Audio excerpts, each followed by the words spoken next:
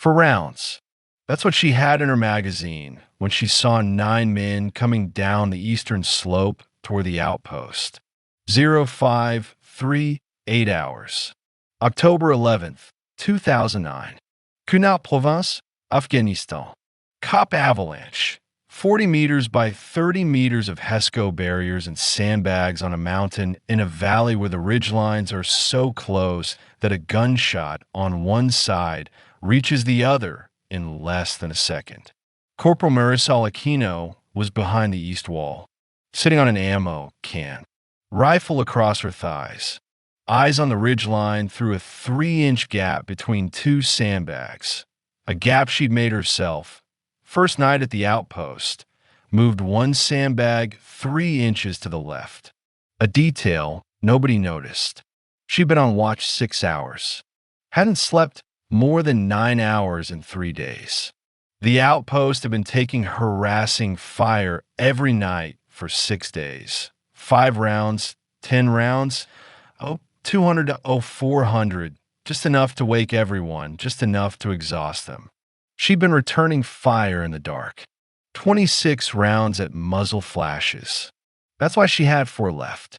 And she hadn't gone to the ammo point to reload because the ammo point was 30 meters away, and 30 meters meant leaving the gap, and leaving the gap meant not watching the ridge.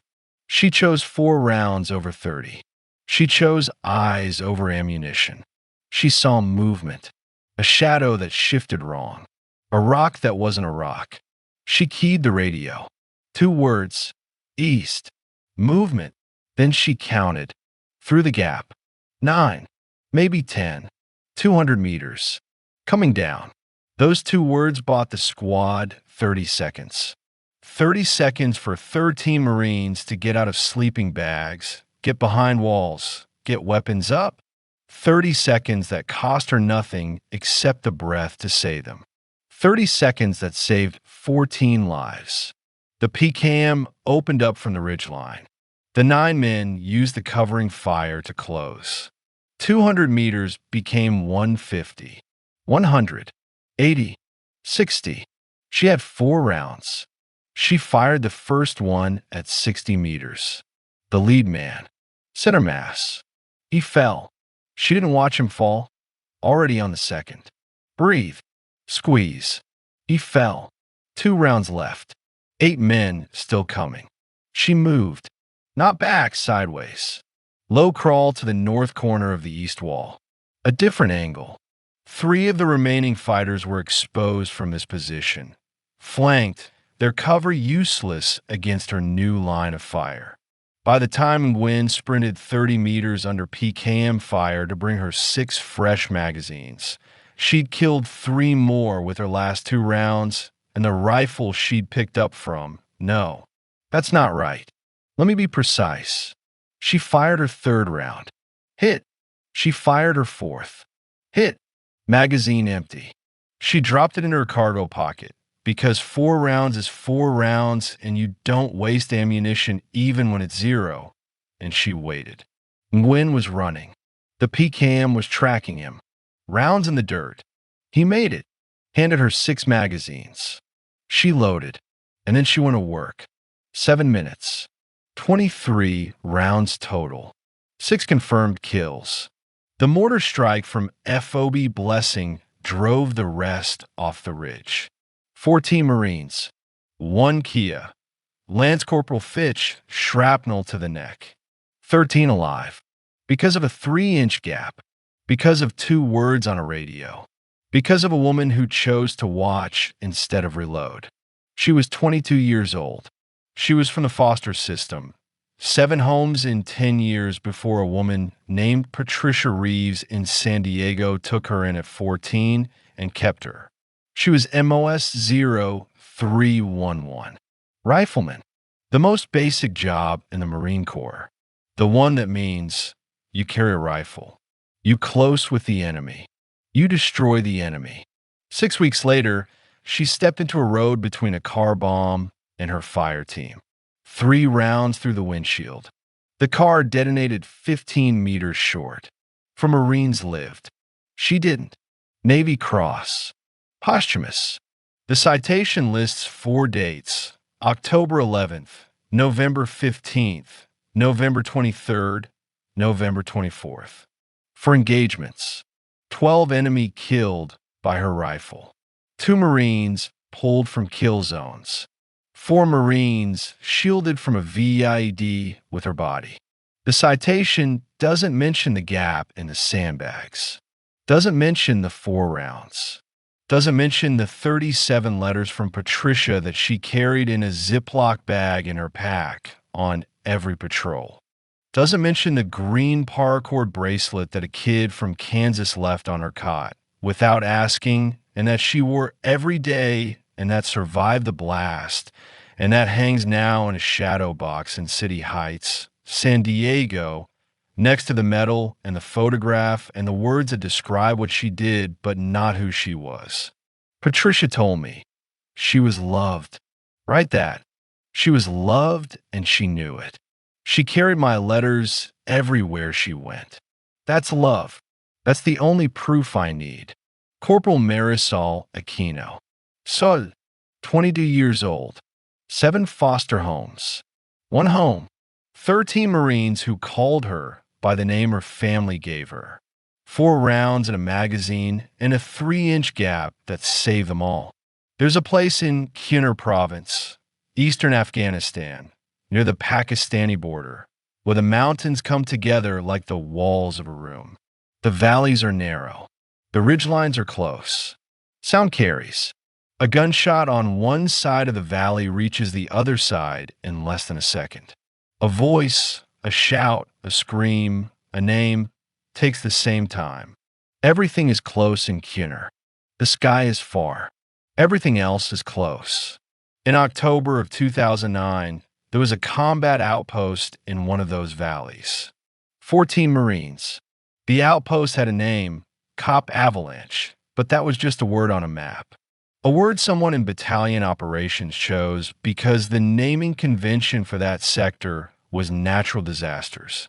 Cop Avalanche, Cop Tramo, Cop Mutzlida. Names that meant nothing to the people who lived in them and everything to the people who tracked them on screens 50 miles away in Jalalabad. Cop Avalanche was not a base. It was not a camp. It was a position. HESCO barriers, wire mesh boxes filled with dirt and gravel, stacked 3 high on the north and east sides. Sandbags on the south. A single entrance on the west, facing the road that led down the valley to the larger FOB, Forward Operating Base, 12 kilometers away. 12 kilometers that might as well have been 1,200 when the shooting started, because 12 kilometers in Kunar is not a drive. It's a negotiation with terrain and gravity and people who want you dead. The outpost was small. I've seen parking lots bigger. 40 meters by 30 meters. Inside that space, a command post, a tent with a radio and a map and a folding table. A sleeping area, another tent, cots stacked so close you couldn't walk between them without turning sideways. A mortar pit, 160 millimeters mortar, 30 rounds. An ammunition point, locked Konex box, combination known to 3 people. A burn pit for trash. A piss tube, a flag. 14 Marines lived in that space, slept in that space, ate in that space, watched the mountains from that space, and waited for the mountains to do what the mountains always did in Kunar province in 2009. Send men down with rifles and RPGs, and the patience of people who have been fighting in these valleys for longer than the United States Marine Corps has existed. I want to tell you about one of those 14 Marines. Her name was Corporal Marisol Aquino. Her call sign was Sol. She was 22 years old. She was a rifleman in MOS 0311, the most basic, most fundamental, most ancient job in the Marine Corps. The one that everything else exists to support. The one that means you carry a rifle. You close with the enemy. You destroy the enemy. That's it. That's the job. She was 22 years old, and she was a rifleman and she was on a mountain in Kunar province, and on the morning of October 11th, 2009, she had 4 rounds left in her magazine and 9 men coming over the east wall. I need to tell you how she got there. Not to the mountain. That's logistics. That's a helicopter ride. That's a manifest and a chalk number and a landing zone. I need to tell you how she got to the Marine Corps. How a girl from San Diego with no family and no plan and no reason to believe the world would give her anything became a corporal on a mountain in Afghanistan with 13 Marines depending on her to keep them alive. The foster system. That's where she came from. I don't know her birth parents. She didn't know them either. Not really. She was removed at 4, placed at 4, moved at 6, moved again at 8, moved again at 10.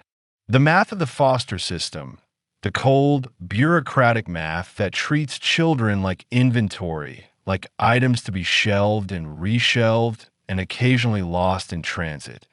That math gave Marisol Aquino 7 placements in 10 years. 7 homes, 7 beds, 7 sets of rules and faces and expectations and disappointments. I'm not going to romanticize this. I'm not going to tell you that the foster system made her tough. That adversity built character. That the hardship of her childhood prepared her for the hardship of combat. That's a story people tell because it makes the suffering useful, because it gives the pain a purpose, a narrative arc, a reason. The truth is simpler and uglier. The foster system hurt her. It took a child and moved her and moved her and moved her until she learned that nothing stays. That no place is permanent. That the only thing you can count on is yourself because everything else, every home, every family, every promise is temporary. That's not preparation for the Marine Corps. That's damage. The Marine Corps didn't fix the damage. The Marine Corps gave her something else, something the foster system never gave her. A place that didn't move. A structure that didn't change. A set of rules that applied to everyone equally and that didn't depend on the mood of a foster parent or the budget of a county agency or the whim of a social worker who'd never met her. The Marine Corps said, "Here are the rules. Follow them. You belong here as long as you follow them." That's the deal. She took the deal. At 17, with the signature of her last foster mother, a woman named Patricia Reeves in San Diego, a woman who had taken Marisol in at 14 and who had, against all odds and against all the evidence of the previous 10 years, kept her at 17, with Patricia's signature on the parental consent form. Marisol Aquino enlisted in the United States Marine Corps. Patricia. I need to talk about Patricia because Patricia is the only family this story has. Not blood family, chosen family. The kind that's harder to build and easier to break, and that means more because it was never guaranteed. Patricia Reeves was 51 years old when she took in a 14-year-old girl who had been in 7 homes in 10 years. Patricia was a retired postal worker, divorced, no children of her own, not by choice, by biology, by the particular cruelty of a body that wouldn't do the thing she wanted it to do. She lived in a 2-bedroom house in City Heights, a neighborhood in San Diego that is not the San Diego of postcards and tourism boards. City Heights is apartment complexes and check-cashing stores and taco shops and churches and the kind of diversity that happens when a neighborhood is cheap enough for everyone and nice enough for no one to leave. Patricia took in foster children because she had a spare room and because the county paid $900 a month and because this is what she told me years later, sitting in that same house in City Heights with a medal and a shadow box on the wall, because she believed that a child who has been moved 7 times deserves to stop moving, deserves to have a room that is their room, a bed that is their bed, a door they can close and know that when they open it in the morning, the house will still be there. She gave Marisol that. a room, a bed, a door. For years, 14 to 18, in one place. The longest Marisol had ever stayed anywhere. The longest she had ever had the same address, the same school, the same route to the bus stop, the same woman making coffee in the kitchen at 6 a.m. every morning. They were not. Patricia was careful about this when she told me. They were not mother and daughter. Not in the way that phrase usually means. Marisol didn't call her mom. Didn't call her anything for the first 6 months. Just avoided names entirely. The way a person avoids names when they've learned that names create attachment and attachment creates pain. Eventually, she called her Patricia, then Pat. Then, in the last year before she left for boot camp, in moments that were rare and quiet and never acknowledged afterward, Tia. Aunt. The word that means family without meaning mother. The word that means, you are mine, but I'm not asking you to be everything. Patricia accepted that. Accepted the distance. Accepted the silences. Marisol was not a talker. Was not a sharer. Was not a girl who came home from school and told you about her day. She came home. She went to her room. She did homework or she didn't. She ate dinner or she didn't. She existed in the house like a careful guest, taking up as little space as possible, leaving as few traces as possible, ready to pack at any moment, because that's what you learn when you've been moved 7 times. You learn to live light. You learn to not accumulate. You learn that the less you own, the less you lose. The Marine Corps recruiter came to her high school in January of her junior year. A staff sergeant. I don't have his name, it doesn't matter. In dress blues, standing in the cafeteria with a folding table and a stack of brochures, and the particular energy of a man whose job is to make 18-year-olds believe that their lives can be different, better, bigger, that there's a place for them in the world, and that place has a uniform and a purpose and a paycheck and a promise. Marisol didn't talk to him that day. She watched. From across the cafeteria, eating lunch alone, the way she always ate lunch at a table by the window with a book open in front of her that she may or may not have been reading. She watched the recruiter talk to boys, watched him shake hands and smile and hand out brochures, watched the boys puff up, the way boys do when someone tells them they could be warriors. She watched, and she thought whatever she thought. I don't know what she thought. She never told anyone what she thought that day. She told Patricia 3 weeks later, standing in the kitchen at 6 a.m. while Patricia made coffee. I'm going to talk to the Marine recruiter. Patricia said, okay. Not why. Not. Are you sure? Not. That's dangerous. That's far away. That's not for girls. That's not for you. Just okay. Because Patricia understood, the way only a woman who has watched a child learn to trust can understand, that Marisol was not asking permission. She was informing. She was saying, I have made a decision. I am telling you because you're the person I tell things to. But the decision is made. Patricia said, okay. And then she said, do you want me to come with you? To the recruiter's office. Marisol said no. Then, after a pause that Patricia remembers as the longest pause of their 4 years together, but thank you. That's the most Marisol ever said about it. Thank you. 2 words. The same weight as a paragraph from someone else. Patricia heard them, kept them, still has them, 20 years later in a house in City Heights with a shadow box on the wall. Boot Camp, Paris Island, July 2005. I'm not going to describe boot camp because boot camp is boot camp, and every Marine who's been through it knows what it is, and every civilian who hasn't been through it can't understand it from description. I'll say this, Marisol was good at it. Not because she was strong, she was average physically. 5'4", 130 pounds, not an athlete, not a runner, not someone who'd played sports in high school. She was good at boot camp because boot camp rewards the things she already knew how to do. Follow rules. Exist in a structure. Do what you're told when you're told how you're told. Don't complain.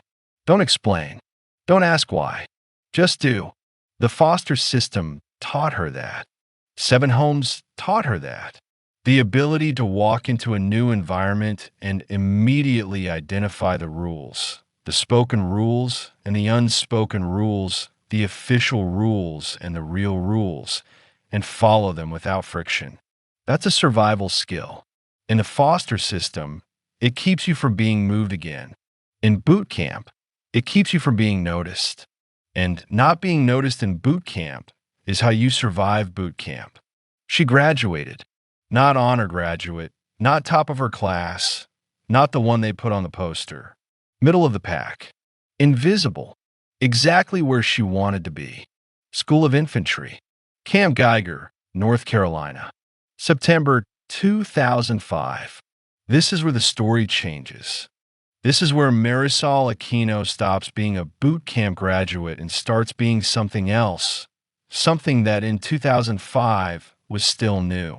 Still controversial, still the subject of arguments in Pentagon offices, in congressional hearings, in op-ed pages, and the smoke pits of every infantry battalion in the Marine Corps. A female rifleman. I need to be precise about the timeline. In 2005, the Marine Corps had not yet officially opened ground combat MOSs to women. That didn't happen until 2016. But in 2005, there was a program, experimental, limited, quiet, that placed female Marines in provisional rifle squads for evaluation purposes. The program had a name that I won't use because the name was classified at the time, and the declassification is partial, and I don't want to get into a fight with HQMC about what I can and can't say about a program that ended 12 years ago. What I can say, Marisol was selected. Not volunteered, selected. The program identified female Marines with specific physical and psychological profiles and offered them the opportunity to attend the Infantry Training Battalion course alongside male Marines.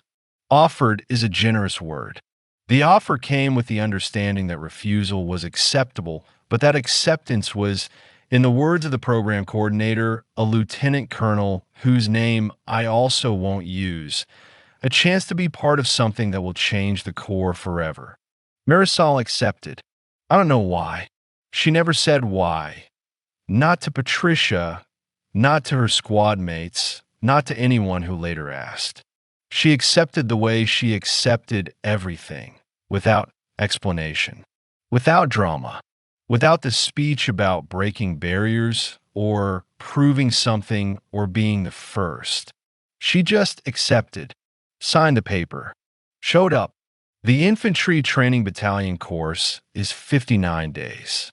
59 days of patrolling, shooting, land navigation, tactics, weapon systems, combat conditioning, and the systematic transformation of a Marine who can follow orders into a Marine who can fight, who can close with the enemy, who can kill. She completed it.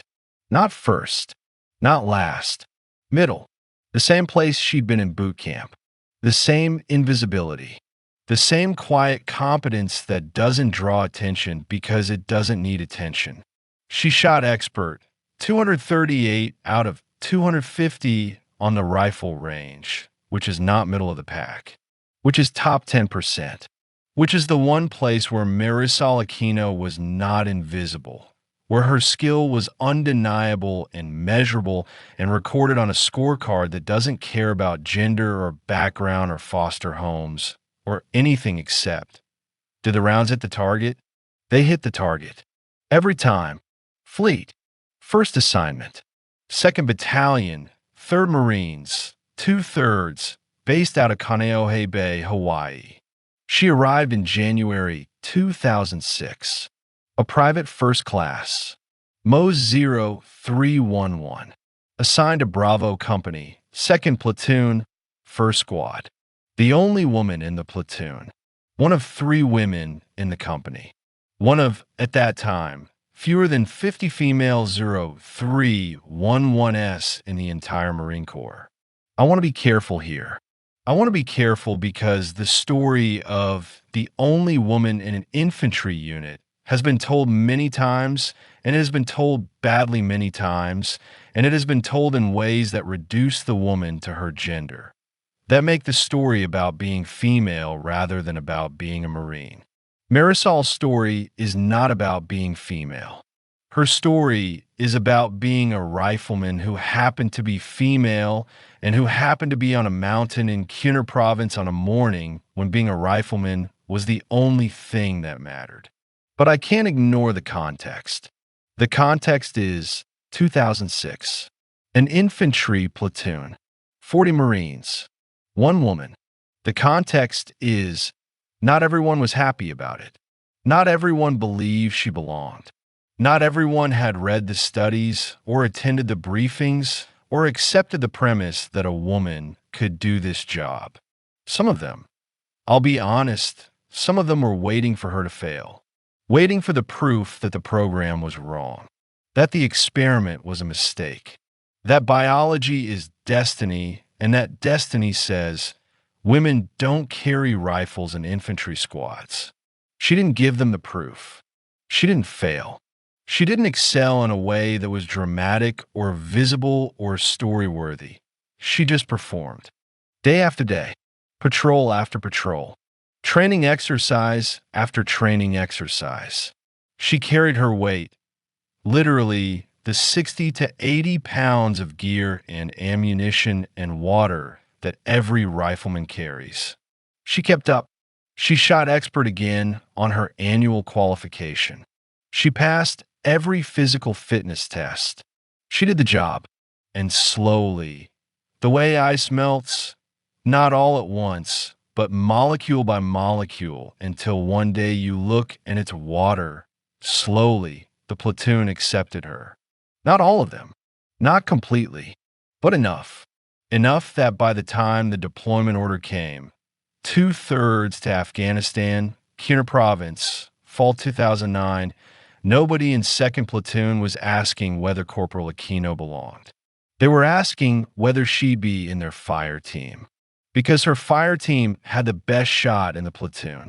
And in Khyner, the best shot is the one you want next to you. The promotion. I should mention the promotion because it matters for what comes later. She made corporal in March 2008, 2 years and 2 months after hitting the fleet. That's fast. Not record-breaking fast, but fast. Corporal in the infantry means you lead a fire team. For Marines, you're responsible for their training, their discipline, their readiness, and, in combat, their lives. It's the first leadership rank. The first time the Corps says, "We trust you with other people." She earned it the way she earned everything, quietly. Her squad leader, Sergeant Orozco, the same Orozco who would be hit on October 11th, recommended her. His evaluation said, Corporal Aquino leads by example. She does not raise her voice. She does not need to. Her Marines follow her because she is always where she says she will be, doing what she says she will do. She is the most reliable fire team leader in this squad. Reliable. That's the word. Not brilliant, not heroic, not exceptional. Reliable. The word that means you can count on her. Every time, without fail, without drama, without the uncertainty that comes with Marines who are talented but inconsistent, who are brave but unpredictable, who are good on their best day but absent on their worst. Marisol was the same every day. The same competence, the same quiet, the same presence. There, always there, where she said she'd be, doing what she said she'd do. Reliable. In combat, reliable is worth more than brilliant. Brilliant wins one fight. Reliable wins every fight. Brilliant is a story. Reliable is a career. Brilliant gets medals. Reliable keeps people alive. Pre-deployment workup. June through September 2009. 4 months of training. Ranges, patrols, IED lanes, MOUT, military operations in urban terrain, live-fire exercises, cultural awareness briefs, language training, basic Pashto phrases. Stop. Hands up. Where are the weapons? We are here to help. The battalion trained as if Afghanistan was already trying to kill them, because in 4 months it would be. Marisol trained harder than the workup required. Not visibly harder. She didn't stay late at the gym or run extra miles where people could see her. She trained harder in the ways that mattered to her. Marksmanship. She shot every chance she got. Range days. She was first in line and last to leave. Dry fire practice in the barracks. Magazine out, chamber clear, sight picture, trigger squeeze, reset. Hundreds of repetitions. Thousands. The muscle memory that turns a conscious act, aim, breathe, squeeze, into an unconscious one. Into reflex. Into the thing your body does without your mind's permission, because your mind is too slow for combat and your body has to be faster. She also studied the terrain. Khyber province. She read everything she could find. After-action reports from previous deployments, intelligence summaries, terrain analysis, the geography of the valleys, and the history of the fighting and the patterns of the enemy. She read about the Karangal, the valley next to hers, the one that had eaten Marines and soldiers for years. She read about Wanted, the battle in 2008, 9 Americans killed, the outpost nearly overrun.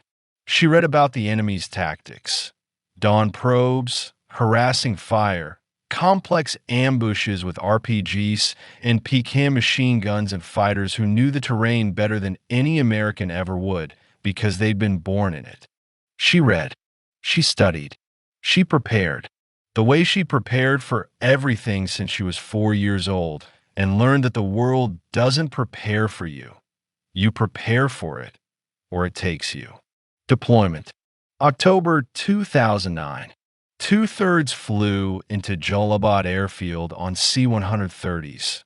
The big cargo planes that smell like hydraulic fluid and sound like the end of the world. From Jalalabad, helicopters to the valley. CH-53s, the heavy lift birds that can carry a platoon and their gear and that fly low through the valleys because flying high in Khyber means flying into the mountains. Marisol's platoon, 2nd Platoon, Bravo Company, was assigned to COP Avalanche. The outpost I described, 40 meters by 30 meters. ESCO and sandbags. 1 mortar, 1 radio, 14 Marines, a reinforced squad, plus a mortar team, plus a radio operator, plus the platoon sergeant who rotated between the 3 cops in the platoon's area.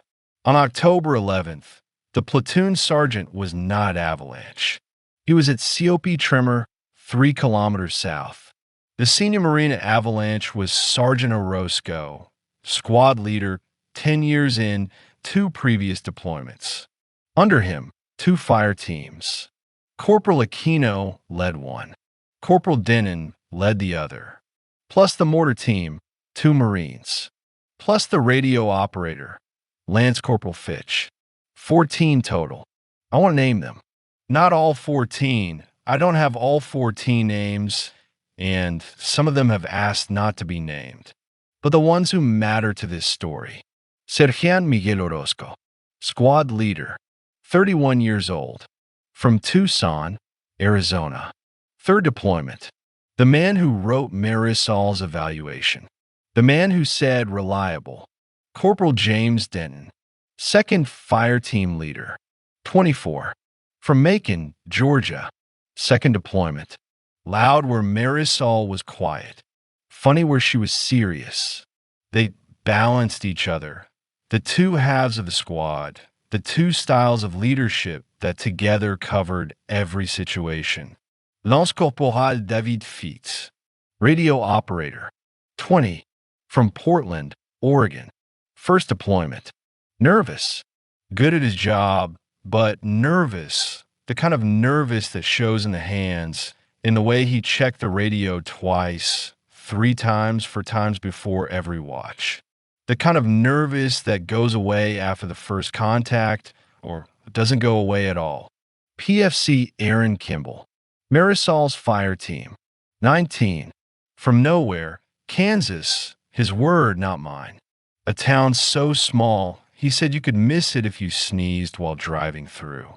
First deployment. Big, 6'2", 220, and gentle in the way that very large men sometimes are. He carried the SAW, the squad automatic weapon, the M249 light machine gun that provides suppressive fire for the fire team. He carried it like it weighed nothing. These are the people. These are the names. These are the Marines who were on the mountain on October 11th, 2009, when the sun came up and the shooting started and everything that mattered was decided in less than 20 minutes. The days before. I want to give you the days before, because the days before are where you understand what it felt like to be there. Not the battle, the waiting, the watching, the knowing that it's coming and not knowing when. Cop Avalanche had been receiving harassing fire for 6 days before October 11th.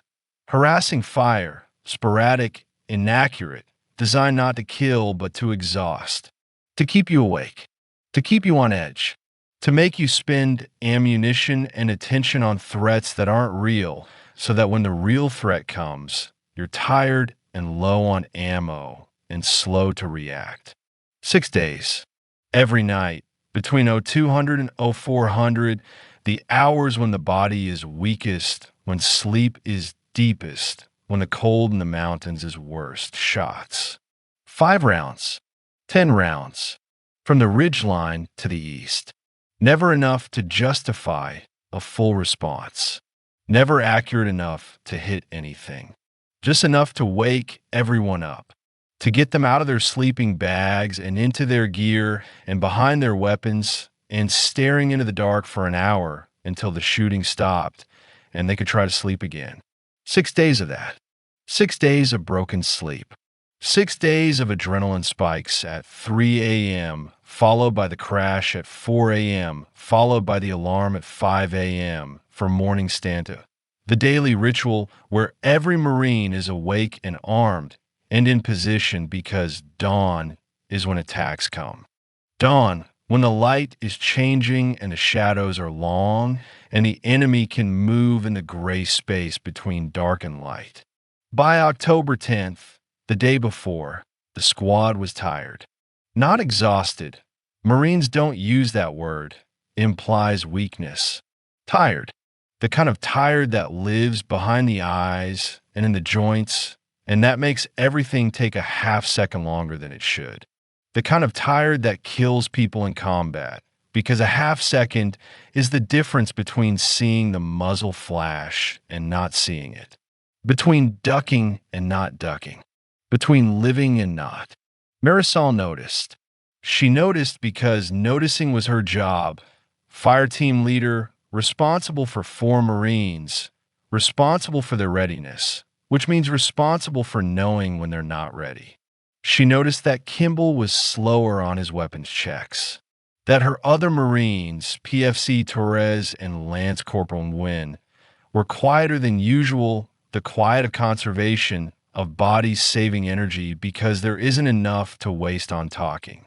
She adjusted, quietly, without announcement.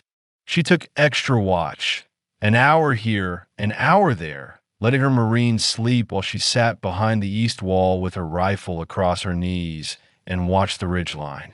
She didn't tell a Roscoe, didn't ask permission, just did it, because that's what fire team leaders do. They absorb. They take the weight so their Marines don't have to carry it. They trade their own rest for their team's readiness because the team's readiness is more important than any one person's sleep. By October 10th, Marisol had slept 9 hours in 3 days. 9 hours. 3 hours a night. Not enough. Not nearly enough, but enough for her. Enough because she'd learned long before the Marine Corps, long before Afghanistan, that you can function on less than you need, that the body complains, but the body obeys. That sleep is a luxury and survival is a requirement. And when you can't have both, you choose survival. She chose survival. Every night. For 6 nights. And on the 7th morning, October 11th, she was awake before the shooting started. Not because she heard it coming, because she was already on watch, already behind the east wall, already looking at the ridge line where the harassing fire had come from for 6 nights. Already there. 538. The light was gray, not dark. The sun was below the ridge line, but the sky was lighter than the valley. The mountains to the east were black silhouettes against a sky that was turning from purple to blue. The air was cold, 40 degrees, maybe less. October in Kjønner at elevation. Her breath was visible. Short clouds that disappeared before they reached the top of the sandbag wall. She was sitting, not standing. You don't stand behind a wall in Kjønner because standing means your head is above the wall, and your head above the wall means a target. She was sitting on an ammo can, her back against the Hesco barrier, her rifle across her thighs, her eyes on the ridgeline through a gap between 2 sandbags. A gap she'd made herself. Moved one sandbag 3 inches to the left on her first night at Avalanche, creating a narrow observation slot that let her see the eastern approach without exposing more than her eyes. 3 inches. A detail. A nothing. A thing that no one noticed and no one commented on, and that, on the morning of October 11th, meant she saw them 30 seconds before anyone else did. She saw movement. Not people, not yet. Movement. A shadow that shifted wrong. A rock that wasn't a rock. The particular disturbance in the visual field that the human eye registers before the conscious mind identifies. The ancient, pre-verbal alarm that says, something is there that wasn't there before. She keyed her radio. The squad internal frequency. Short range. Just the 14 Marines on the COP. She said 2 words. East. Movement. That's all. No elaboración. No description. No estimate of enemy strength or direction of approach or recommended action. Just east. Movement. The minimum information needed to wake up every Marine on the outpost and point them in the right direction. Orozco was awake in 3 seconds. Out of his sleeping bag in 5. Behind the north wall in 10. He keyed back. How many? She didn't answer immediately. She was counting. Through the gap, 3 inches wide, sandbag to sandbag, she was counting shadows. Counting the movements that weren't rocks. Counting the things that were men with rifles moving down the eastern slope toward the outpost. 9, she said. Maybe 10. 200 meters. Coming down. 9. Maybe 10. 200 meters. Coming down the slope toward 14 Marines who'd slept 3 hours and who had. She knew this. She'd checked the ammunition point the night before. The way she checked it every night. 400 rounds of 5.56 per Marine, 200 rounds of 7.62 for the SAW, 30 mortar rounds, and whatever was in their magazines. Her magazine. She checked it. Habit, the automatic, unconscious check that every rifleman does 100 times a day. Hand to the magazine well. Feel the magazine seated. Pull it slightly. Feel the weight. The weight tells you how full it is. A full magazine, 30 rounds, has a specific heft. 20 rounds feels different. 10 feels different. 4 feels different. 4. She had 4 rounds in her magazine. 4. Because she'd been on watch for, she calculated 6 hours. Because during those 6 hours, at 0300, the harassing fire had come again. 5 rounds from the ridgeline. And she'd return fire, controlled, aimed, single shots at muzzle flashes. She fired 26 rounds at muzzle flashes in the dark. 26 rounds that may or may not have hit anything. You don't know, in the dark, at 200 meters, shooting at flashes that last a quarter second. You shoot because shooting back is what you do. Because not shooting back means the enemy knows you're not watching. Because the sound of your rifle is a message. We're awake. We see you. Don't come closer. 26 rounds fired. For remaining. And she hadn't reloaded because this is the thing. This is the detail that matters, because the ammunition point was on the west side of the outpost, 30 meters away, and she was on the east wall. And between the east wall and the ammunition point was open ground. And leaving the east wall meant leaving the observation slot. And leaving the observation slot meant not watching the ridgeline. And not watching the ridgeline meant not seeing them when they came. She chose to watch. She chose 4 rounds over 30. She chose eyes over ammunition. Because she knew the way a person knows a thing in their body before their mind explains it, that seeing them first was worth more than having a full magazine. That 30 seconds of warning was worth more than 26 rounds. That the time between seeing them and them reaching the wall was the time that saved everyone, not the bullets. The time. She was right.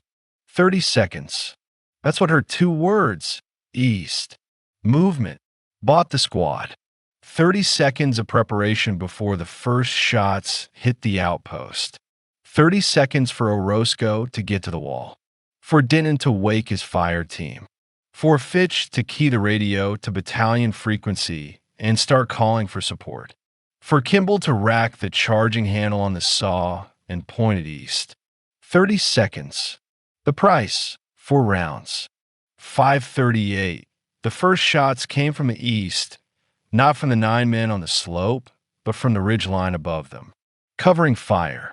A Pecan machine gun, the heavy, Russian-made weapon that fires 7.62 by 54 millimeters rounds at a rate that sounds like a zipper being pulled. The Pecan opened up on the east wall. Rounds hitting Hesco, hitting sandbags, hitting the dirt between the barriers. The sound, not individual shots, but a continuous ripping, tearing noise that fills the air and makes thinking difficult and breathing harder. The 9 men on the slope used the covering fire to close distance. 200 meters became 150. 150 became 100. They were moving fast, faster than Marisol expected, faster than the terrain should have allowed.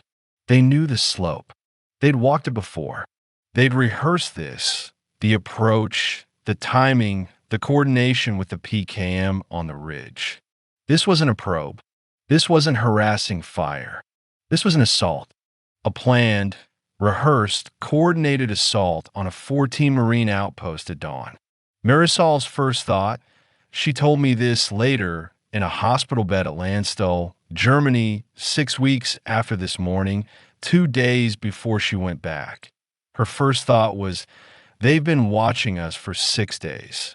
The harassing fire wasn't harassment. It was reconnaissance. They were timing our responses, counting our weapons, mapping our positions. 6 days of watching. And now they're coming. Her second thought, 4 rounds. Her third thought, okay. Orozco reached the east wall. He was behind the Hesco barrier to her left, 3 meters away, close enough to hear without the radio. He had his rifle up, full magazine. He'd reloaded before coming out, the way you're supposed to, the way the training says. He looked at her. She looked at him. He saw, I don't know how, in the gray light, in the chaos of the PKM, rounds hitting the wall above them. He saw something in her face. Something that made him ask, how many rounds? She said, 4. He didn't say anything for a moment. The PKM was still firing. The 9 men were at 100 meters. Closing. He said, Ammo points 30 meters. She said, I know. He said, go. She said no. Not defiance. Not argument. Assessment. She was assessing. The 30 meters to the ammunition point. Open ground.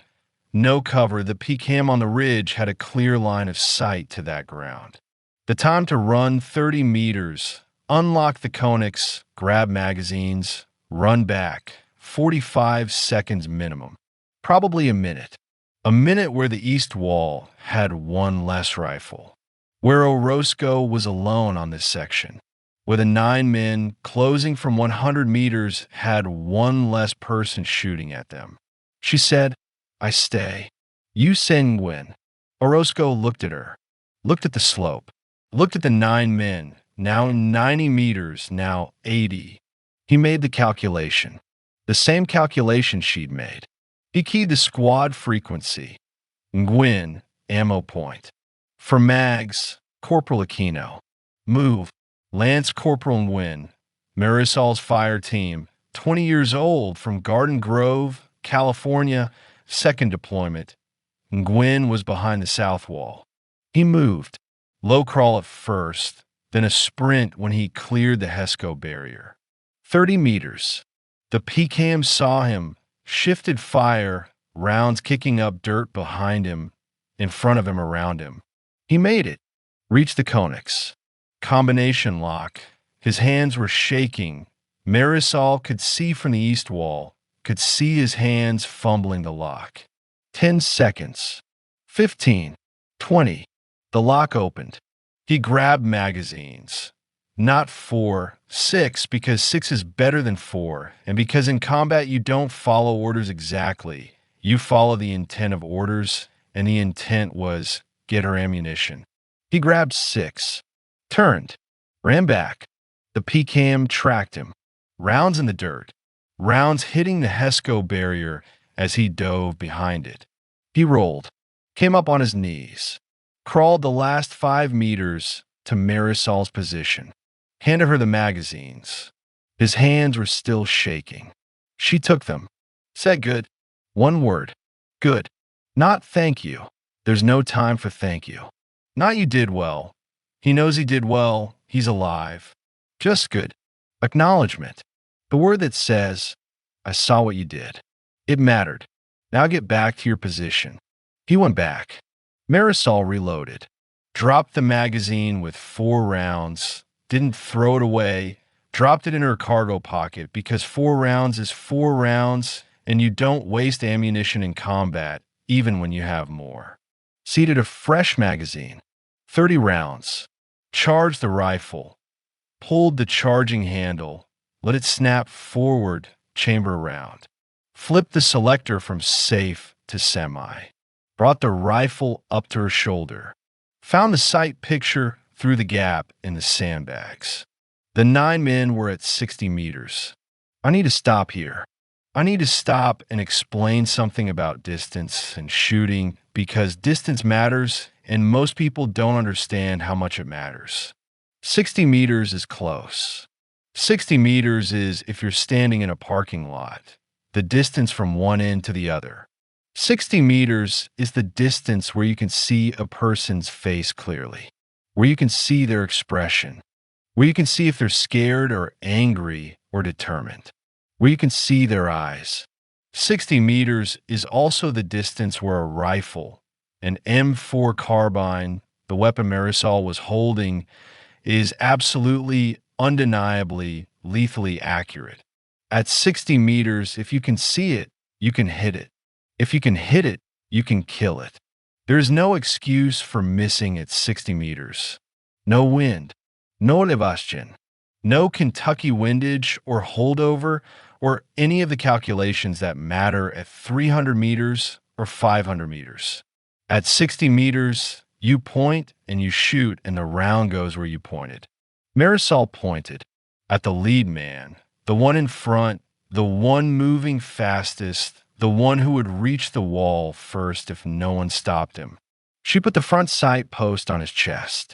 Center mass, the largest target, the easiest to hit, the place where a hit means a stop. She breathed out, half a breath, not all the way, just enough to steady. She squeezed the trigger. The rifle fired. The man fell. She didn't watch him fall, didn't confirm the kill, didn't wait to see if he got back up. She was already moving to the next target. The second man, 3 meters behind the first, still moving. Front sight post. Center mass. Breathe. Squeeze. The rifle fired. The second man fell. 8 left. 50 meters. Orozco was firing. Denton was firing from the south wall. He'd moved his position to get an angle on the eastern approach. Kimball's saw opened up. The sound different from the rifles, heavier, faster, the 200-round belt feeding through the weapon in bursts of 5, 6, 7 rounds. The combined fire from the outpost, 4 rifles, 1 saw, hit the slope like a wall. The 8 remaining men stopped advancing, went to ground, found cover behind rocks, behind folds in the terrain, behind the things that mountains provide to people who know how to use them. The PCAM on the ridge increased its rate of fire. Not in Nguyen anymore, at the east wall, at Marisol and Orozco. Sustained fire. The rounds hitting the HESCO barrier above them, hitting the sandbags, hitting the dirt. The sound was overwhelming, not just loud, but physical, of pressure in the chest, in the ears, in the space behind the eyes where fear lives. Marisol didn't move, didn't duck, didn't flinch. She stayed behind the gap in the sandbags, 3 inches wide, her observation slot, the slot she'd made on her first night, and she looked for targets. The 8 men were down, but they weren't gone. They were still there. Still a threat, still moving, low crawls, short rushes from cover to cover, the trained movement of fighters who know what they're doing. She found one, a man moving from behind a rock to behind a fold in the ground. 3 seconds of exposure. She tracked him, led him, put the front sight post ahead of his movement, the way you lead a bird when you're hunting, the way her foster father. No, not her foster father. She didn't have a foster father who taught her to hunt. She learned to shoot in the Marine Corps, learned to lead targets on the range of Quantico, the way the instructors taught her. Lead the target. Squeeze when the target enters the sight picture. She squeezed. The man fell. Didn't get up. 7 left. 5:41. 3 minutes since the first shots. 3 minutes that felt like 30. Marisol had fired 8 rounds. 8 rounds, 3 confirmed hits. The math, 22 rounds remaining in her current magazine. 5 magazines in her cargo pockets. 172 rounds total. The 7 remaining men were at 40 meters. 40 meters and not advancing. Pinned by the fire from the outpost. Unable to move forward without being hit. Unable to retreat without being hit from behind by their own PKM gunner who was still firing, still covering, still expecting them to reach the wall. Stalemate. Temporary. The kind of stalemate that lasts until one side runs out of ammunition or one side gets reinforcements or one side makes a mistake. Marisol didn't wait for a mistake. She made a decision. She keyed her radio, fire team frequency, just her 4 Marines. She said, Nguyen, Torres, shift to south wall. Denton sector. Kimball, stay on saw. I'm moving to north corner. Overlapping fire on the eastern approach. 30 seconds. She didn't wait for acknowledgement. She moved. Low crawl from her position behind the gap to the north corner of the east wall. 10 meters of open ground behind the wall, but still exposed to the PKM if the gunner adjusted his aim. She crawled. Fast. Elbows and knees, and the rifle cradled in her arms. She reached the corner, set up behind a different gap. This one natural, a space between a HESCO barrier and a sandbag that someone had stacked wrong and never fixed. From the north corner, she had a different angle.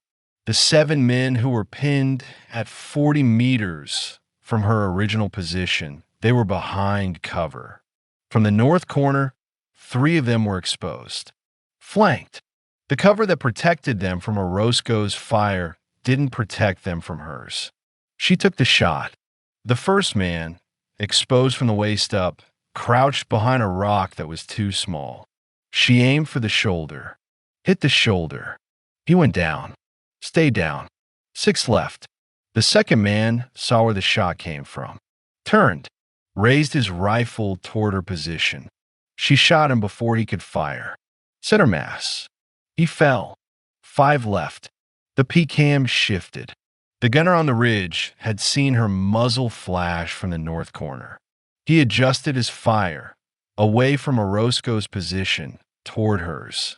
Rounds hitting the HESCO barrier above her head, hitting the sandbag next to her, hitting the ground in front of her. She pulled back.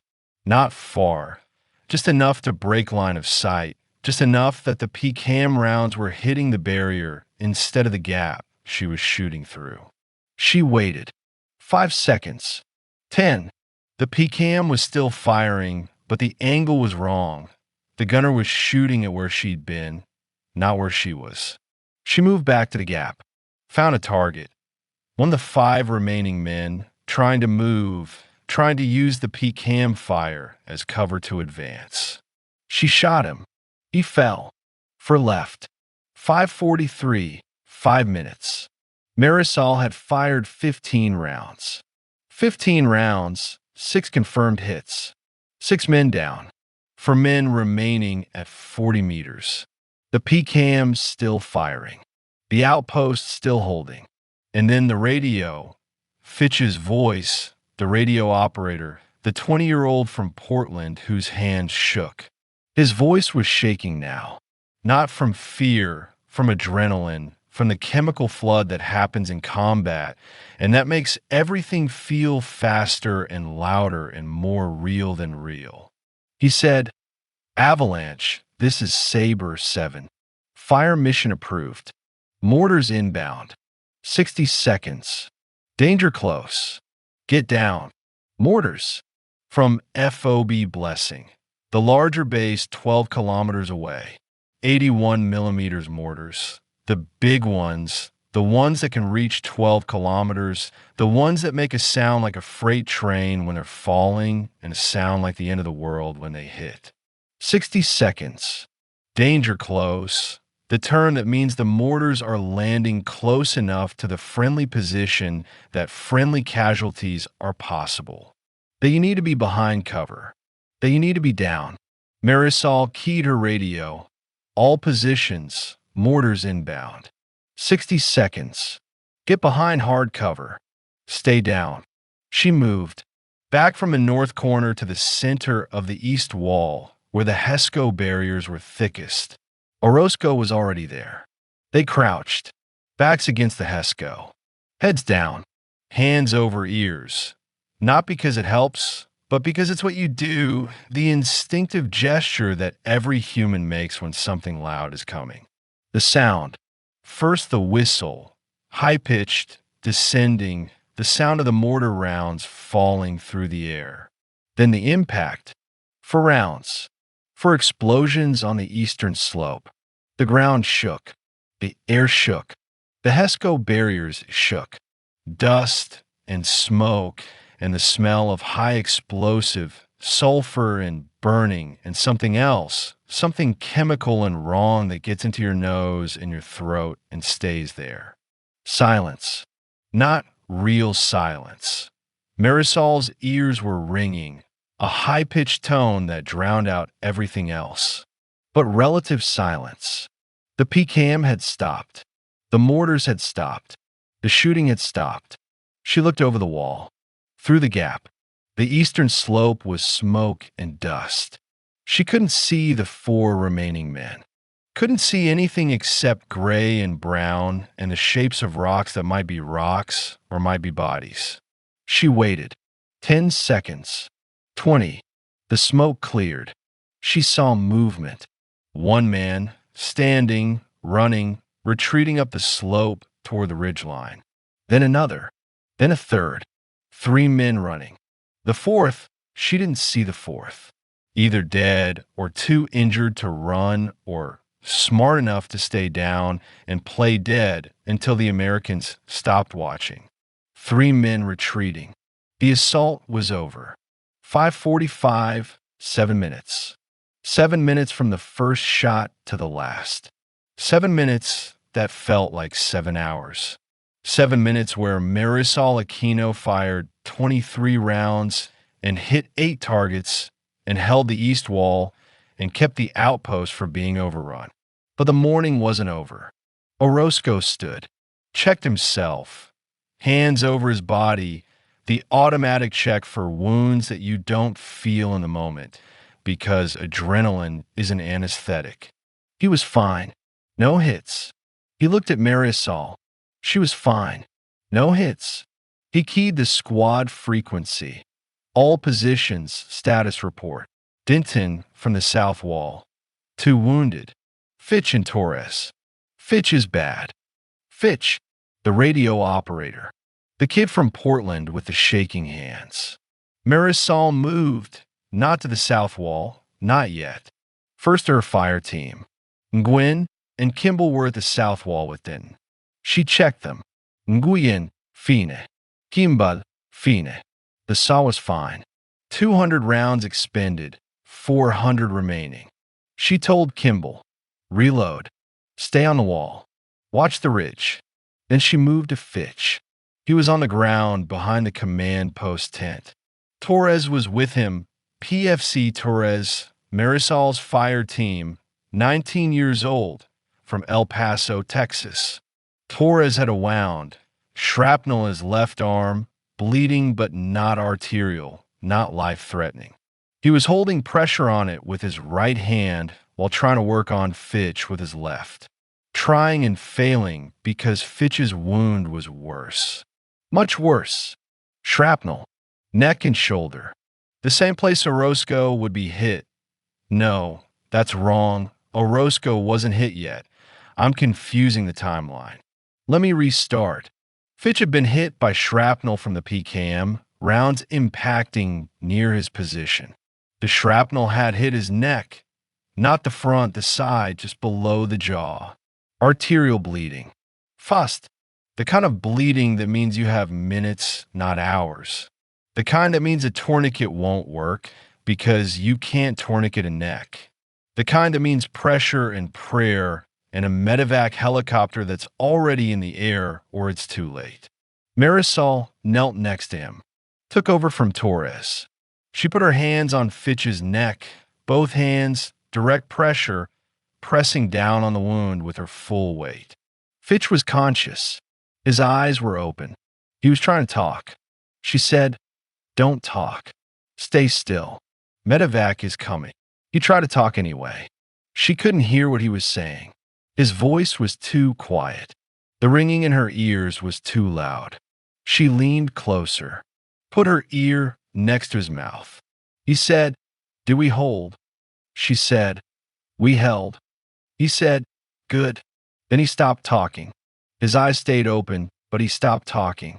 Marisol kept pressure on the wound, kept her hands on his neck, kept pressing. She counted seconds. 60 seconds. 120. 180. Her hands were covered in blood. His blood. Warm. Then less warm. Then cold. At 240 seconds, 4 minutes, she checked for a pulse. Carotid artery, the one in the neck that's easy to find, the one that's strong and obvious when it's there. She couldn't find it. She moved her fingers. Tried again. Nothing. She looked at Torres. Torres looked at her. She shook her head. Torres said, "Fuck." Marisol said nothing. She moved her hands away from Fitch's neck. Looked at them. Looked at the blood. Wiped them on her trousers. Not to clean them. There was too much blood for that, but to get enough off that she could hold her rifle again. She stood, picked up her rifle, checked the magazine. 22 rounds remaining. She looked at Torres. His arm was still bleeding. She said, "Let me see it." He held out his arm. She looked at the wound. Shrapnel. 2 pieces embedded in the muscle of his left forearm. Bleeding, but not badly. She pulled an Israeli bandage from her IFAK, individual first aid kit, and wrapped his arm. Tight. The bleeding slowed. Stopped. She said, "You're fine. Get back to your position." He said, "Corporal." She said, "Get back to your position." He went. Orozco came to the command post, looked at Fitch, looked at Marisol, said, "Medevac." She said, "He's gone." Orozco closed his eyes, opened them, keyed his radio, Saber 7. This is Avalanche 1. 1 Kia, 1 wounded, stable. Request medevac for remains and wounded. Over. The response came back. Avalanche 1, Saber 7. Medevac inbound. ETA 15 minutes. Mark LZ with smoke. Over. 15 minutes. Marisol looked at the sky. It was lighter now.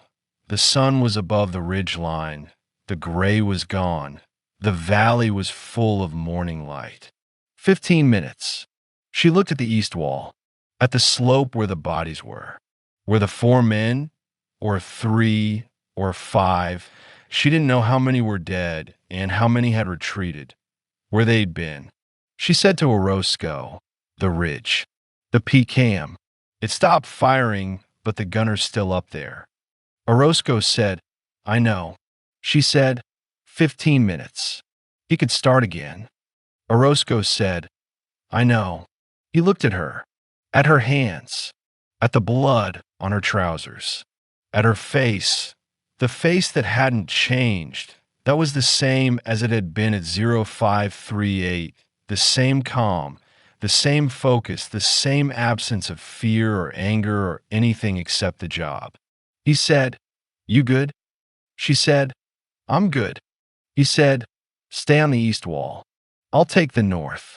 Ben's got south. 15 minutes. Then the bird comes and we get Fitch out and Torres out and we figure out what's next. She said, "Roger."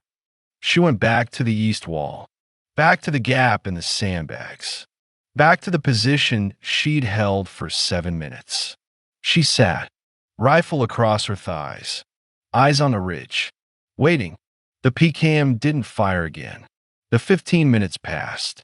The medevac helicopter came, AH-53, the same kind that had brought them to the valley, the same sound, the same rotor wash that blew dust and smoke and the smell of explosives across the outpost. The bird landed. The crew chief jumped out. Marisol and Denton carried Fitch's body to the bird. Wrapped in a poncho, the crew chief took him. Didn't say anything. Didn't need to.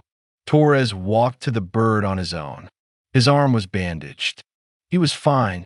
He'd be back in a week. The bird took off. The dust settled. The outpost was quiet. 600. The sun was fully up. The valley was bright. The mountains were brown and gray, and the sky was blue, and everything looked normal. Looked like a place where nothing had happened. But something had happened. Fitch was dead. 8 enemy fighters were dead or wounded. The outpost had held. 14 Marines had become 13. Marisol sat behind the east wall. She hadn't moved since the medevac left. She was still sitting, still watching the ridge, still waiting for the PKM to start again. It didn't start. The ridge was quiet. The valley was quiet. The war was quiet. For now, for this moment, for the space between one fight and the next.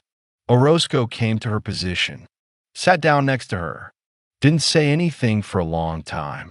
Then he said, "You know what you did?" She said, "My job." He said, "You held the wall. You kept them off us. You gave us time." She said, "We all held." He said, "Yeah, but you." He stopped, started again. "You saw them first. You called it. You moved to the flank. You took 6 of them down. 6, with 23 rounds." She didn't say anything. He said, I'm putting you in for a medal. She said, don't. He said, why not? She said, because Fitch is dead. Because medals are for when everyone comes home. We didn't all come home. Orozco looked at her, looked at the ridge, looked back at her. He said, Fitch died because shrapnel hit him in the neck. Not because you didn't do your job. Not because anyone didn't do their job. He died because that's what happens in combat. People, good people. People who did everything right. They die anyway. That's not your fault. That's not anyone's fault. That's just what it is. She said, I know. He said, do you? She didn't answer. He said, I'm putting you in for a medal. You can refuse it if you want, but I'm writing it. Because what you did this morning, that's what medals are for. Not for coming home. For keeping other people alive long enough to come home. You did that. Fitch didn't make it, but the other 12 did. Because of you. Because you saw them first. Because you held the wall. Because you're the best shot in this platoon, and you put 23 rounds exactly where they needed to go. She said, okay. He said, okay. She said, okay. Write it. I won't refuse it. He stood, looked down at her, said, get some rest. I'll take the watch. She said, I'm fine. He said, that's an order, Corporal. She stood, handed him her rifle, walked to the sleeping tent, lay down on her cot, closed her eyes, didn't sleep, just lay there, staring at the tent ceiling, thinking about Fitch, about his last words. Did we hold? Yes. They held. He didn't, but they did. She lay there for 30 minutes. Then she got up, went back to the east wall. Orozco was still there. She said, I'll take it back. He said, you're supposed to be resting. She said, I rested. He looked at her, knew she was lying, knew she hadn't slept, knew she wouldn't sleep. He handed her the rifle, said, okay. She sat, watched the ridge. The ridge was quiet. The valley was quiet. The war was quiet. For now, 6 weeks. That's what she had. 6 weeks between October 11th and November 23rd. 6 weeks of life on a mountain in Cunha province. 6 weeks of patrols and watches and meals from brown plastic bags and cold nights, and the particular silence of a place where someone died and where everyone remembers and no one talks about it. I want to give you those 6 weeks. Not because they contain another battle. They do, but that comes later. Because those 6 weeks are where you see who Marisol Aquino was when she wasn't fighting. When she was just living, existing, being a 22-year-old woman on a mountain in Afghanistan with 12 other Marines and the memory of a dead radio operator and the knowledge that the mountains were still watching. The first week after October 11th was quiet. Not peaceful quiet. The difference matters. Peaceful means safe. Quiet means waiting. The enemy had lost 8 fighters in 7 minutes. They'd lost their PCAM position to the mortar strike. They needed time to regroup, to resupply, to bring new fighters down from the border areas where Pakistan meets Afghanistan and where the lines on maps mean nothing to the people who cross them. The squad knew this. Orozco knew this. He briefed them the morning after the attack. They'll be back. Not today. Not this week. But they'll be back. They lost people. They'll want payback. They'll want to prove they can take this outpost. So we stay sharp. We stay ready. We don't get comfortable. Nobody got comfortable. But the body has its own logic. The body says, you survived. The danger is past. Rest now. The body doesn't understand they'll be back. The body understands alive. Safe. Sleep. And so, despite everything, despite the knowledge, despite the briefing, despite the memory of Fitch's blood on her hands, Marisol slept. That first night after the attack, she slept 6 hours, uninterrupted. the deepest sleep she'd had since arriving at Avalanche. The body's reward for surviving. The body's way of saying, "You earned this." She woke at 0400, went to the east wall, took the watch, sat in her position, the same gap in the sandbags, the same ammo can. She watched the ridge. Nothing moved. The mountains were black against the sky that was just beginning to lighten. She sat there for 2 hours, alone, thinking whatever she thought. I don't know what she thought. She never told me. She never told anyone. Torres came back after 4 days. His arm was bandaged, the shrapnel removed at the FOB aid station, the wound cleaned and stitched and wrapped in white gauze that turned brown within hours of his return to Avalanche, because everything at Avalanche turned brown. The dust, the dirt, the air itself seemed to carry a fine layer of Afghan soil that settled on everything and everyone. He came back different. Not broken, different. Quieter. He'd been quiet before. A 19-year-old from El Paso who spoke more Spanish than English in his sleep and who followed Marisol's orders with the unquestioning trust of a Marine who believes his fire team leader will keep him alive.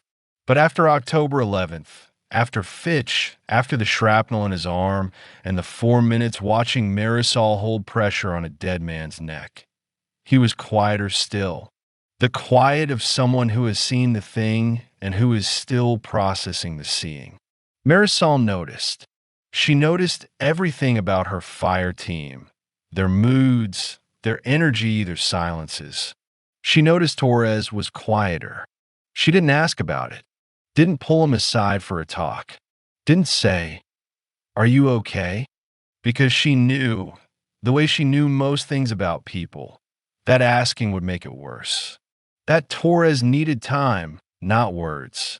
That the processing would happen on its own schedule, and that the best thing she could do was be normal. Be consistent. Be the same Corporal Aquino she'd been before October 11th. Calm, competent, present. The same. She gave him easy tasks for the first 2 days. Not obviously easy. She was careful about that. Careful not to make it look like she was coddling him, because coddling in an infantry squad is worse than ignoring. She just arranged things. Put him on the mortar watch instead of the east wall. Assigned him to the ammunition inventory instead of the patrol. Small adjustments. Invisible to everyone except Torres, who noticed and who said nothing, and who, on the 3rd day, went to the east wall on his own and took the watch without being asked. She saw him there, walked past, didn't stop, said good. One word. The same word she'd said to Nguyen when he brought her the magazines under fire. Good. The word that means, "I see you. You're back. We're okay." A replacement came for Fitch. Lance Corporal Marcus Webb, radio operator, 21. From Tallahassee, Florida, he arrived on the resupply helicopter 5 days after the attack. The same helicopter that brought water and food and ammunition and mail. He stepped off the bird with his pack and his radio and the look of a man who knows he's replacing a dead Marine and who doesn't know how to walk into that space. Marisol was the first person he saw. She was at the LZ, the landing zone, a flat patch of dirt 30 meters west of the outpost, helping unload supplies. She looked at him. He looked at her. She said, "Webb?" He said, "Yes, Corporal." She said, "Radio goes in the CP. Your cot is second from the left. Chow in 30 minutes. Questions?" He said, "No, Corporal." She said, "Good. Welcome to Avalanche." That was it. No speech. No, this is what happened to the last guy. No warning, no hazing, no ritual. Just, here's where you sleep. Here's when you eat. Welcome. The minimum. The kindness of efficiency, of not making a thing bigger than it needs to be. of letting a man arrive without the weight of a dead man's ghost on his shoulders from the first minute. Webb told me later, years later, after everything, that those first 30 seconds were the reason he trusted her. Not the battle, not the medal, not the stories he heard from the other Marines about October 11th. Those 30 seconds, the way she looked at him like a person, not a replacement. The way she said, welcome, like she meant it. The way she didn't make him carry Fitch's death before he'd even set down his pack. The patrols. I should tell you about the patrols because the patrols were the job. The daily, grinding, repetitive job of an infantry squad on a combat outpost in Kunar province. Every day, every single day, the squad sent out a patrol. Sometimes 2, 4 to 6 Marines, moving through the valley, through the villages, through the terrain that the enemy used and that the Marines needed to deny them. The purpose of the patrols was presence. Not combat, presence. The message, we are here. We are watching. We know this ground. We walk it every day. You cannot move through this valley without us knowing. That's the message. The reality was more complicated. The enemy moved through the valley constantly, and the Marines knew it, and the enemy knew the Marines knew it, and everyone operated in this shared fiction of control that neither side fully believed, but that both sides maintained because the alternative was constant fighting, and constant fighting exhausts everyone. Marisol patrolled every other day, her fire team's rotation, for Marines moving through terrain that wanted to kill them. Not the enemy, the terrain itself. The slopes were steep. The trails were narrow. The rocks were loose. A twisted ankle, a broken leg, a fall. These were as dangerous as bullets in Kunar. More dangerous. Maybe because bullets are fast and falls are slow, and the helicopter that comes for a gunshot wound comes faster than the one that comes for a broken femur. She led from the front. Not always. Doctrine says the fire team leader moves where he can best control the team, which is usually second in the formation. But Marisol led from the front more often than doctrine prescribed because she trusted her eyes more than anyone else's. Because she'd seen the 9 men on October 11th 30 seconds before anyone else. Because those 30 seconds had saved lives. And because she believed, correctly or not, rationally or not, that her eyes on the terrain were worth more than her position in the formation. Orozco noticed, said nothing. He understood. He'd been in combat long enough to know that some Marines develop superstitions after their first fight, rituals, habits, beliefs that may not be tactically sound, but that keep the Marine functioning. Marisol's superstition was her eyes, her belief that if she was looking, she would see, that if she saw, she could act, that if she acted, her people would live. It wasn't rational. It was faith. The faith of a woman who had kept 12 Marines alive by seeing 9 men 30 seconds before they reached the wall. He let her lead from the front. The letters. Patricia wrote every week. Handwritten, not email, not a phone call.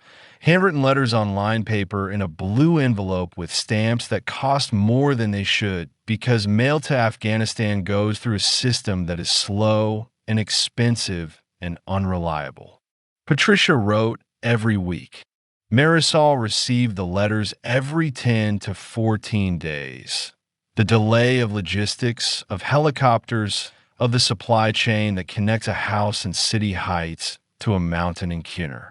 She read them, every one, sitting on her cot in the sleeping tent, or behind the east wall during a quiet watch, or in a mortar pit during the dead hours between 1400 and 1600 when the sun was highest and the heat was worst and nothing moved in the valley because even the enemy rested in the afternoon heat. Patricia's letters were, I've read them. Patricia showed them to me. Copies she kept, written in the same hand, the same blue ink, the same line paper. They were ordinary, deliberately, carefully ordinary. What she ate for dinner, what the neighbor's dog did, what was on sale at the grocery store, the weather, the traffic, the small, meaningless details of a life in San Diego that had nothing to do with war and everything to do with normal, with the world that still existed outside the valley, with the reminder that somewhere 12,000 miles away, a woman was making coffee at 6 a.m. and thinking about a girl on a mountain and writing it down because writing it down was the only thing she could do. Marisol didn't write back. Not often. Once a month, maybe less. Short letters. 3 or 4 sentences. I'm Fine. It's cold here. Thank you for the socks. Tell Mrs. Gutierrez I said hello. That's all. The minimum. The same minimum she'd always given. The same careful distance. The same reluctance to create connection that might become obligation, that might become pain. But she kept the letters. Every one. In a Ziploc bag in her pack. 37 letters by the end. 37 letters from a woman in San Diego who wrote every week and who never asked for a reply and who never said, I'm worried, or be safe, or come home, because she understood that those words are weights and that a woman on a mountain doesn't need more weight. Patricia understood, the way she'd always understood, the way she'd understood at 14, when a girl arrived at her house with a garbage bag of clothes and eyes that said, don't get close. The way she'd understood at 17, when that girl said, I'm joining the Marines, and Patricia said, okay. The way she understood now, at 55, alone in a house in City Heights, writing letters to a mountain in Afghanistan and getting 3 sentences back once a month and accepting that. Accepting the distance. Accepting the silence. Accepting that love doesn't require reciprocity to be real. The bracelet. I mentioned it earlier. The paracord bracelet on Marisol's wrist. Green. I need to tell you about the bracelet because the bracelet matters later. Kimball made it. PFC Aaron Kimball, the big kid from Kansas, the saw gunner, the one who carried 200 pounds of gear like it was nothing. Kimball made paracord bracelets. It was his thing, his hobby, his way of keeping his hands busy during the dead hours, his contribution to the squad's morale. He made them for everyone. Different colors, different patterns. He'd learned from YouTube videos before the deployment, and he'd brought a bag of paracord, 50 feet of it, multiple colors, in his pack. He made Marisol's in the second week. Green, olive drab green, the color of the Marine Corps, the color of the uniform, the color that means, you're one of us. He didn't ask if she wanted it, didn't make a ceremony of it, just left it on her cot one afternoon while she was on patrol. She came back, found it, put on, didn't say anything to Kimball, didn't need to. He saw it on her wrist the next morning, and that was enough. She wore it every day after that, every patrol, every watch, every meal. The green bracelet on her left wrist, visible below the cuff of her sleeve, visible when she held her rifle, visible when she wrote her short letters to Patricia, visible when she sat behind the east wall and watched the ridge. It was there on November 23rd, on her wrist, when they found her.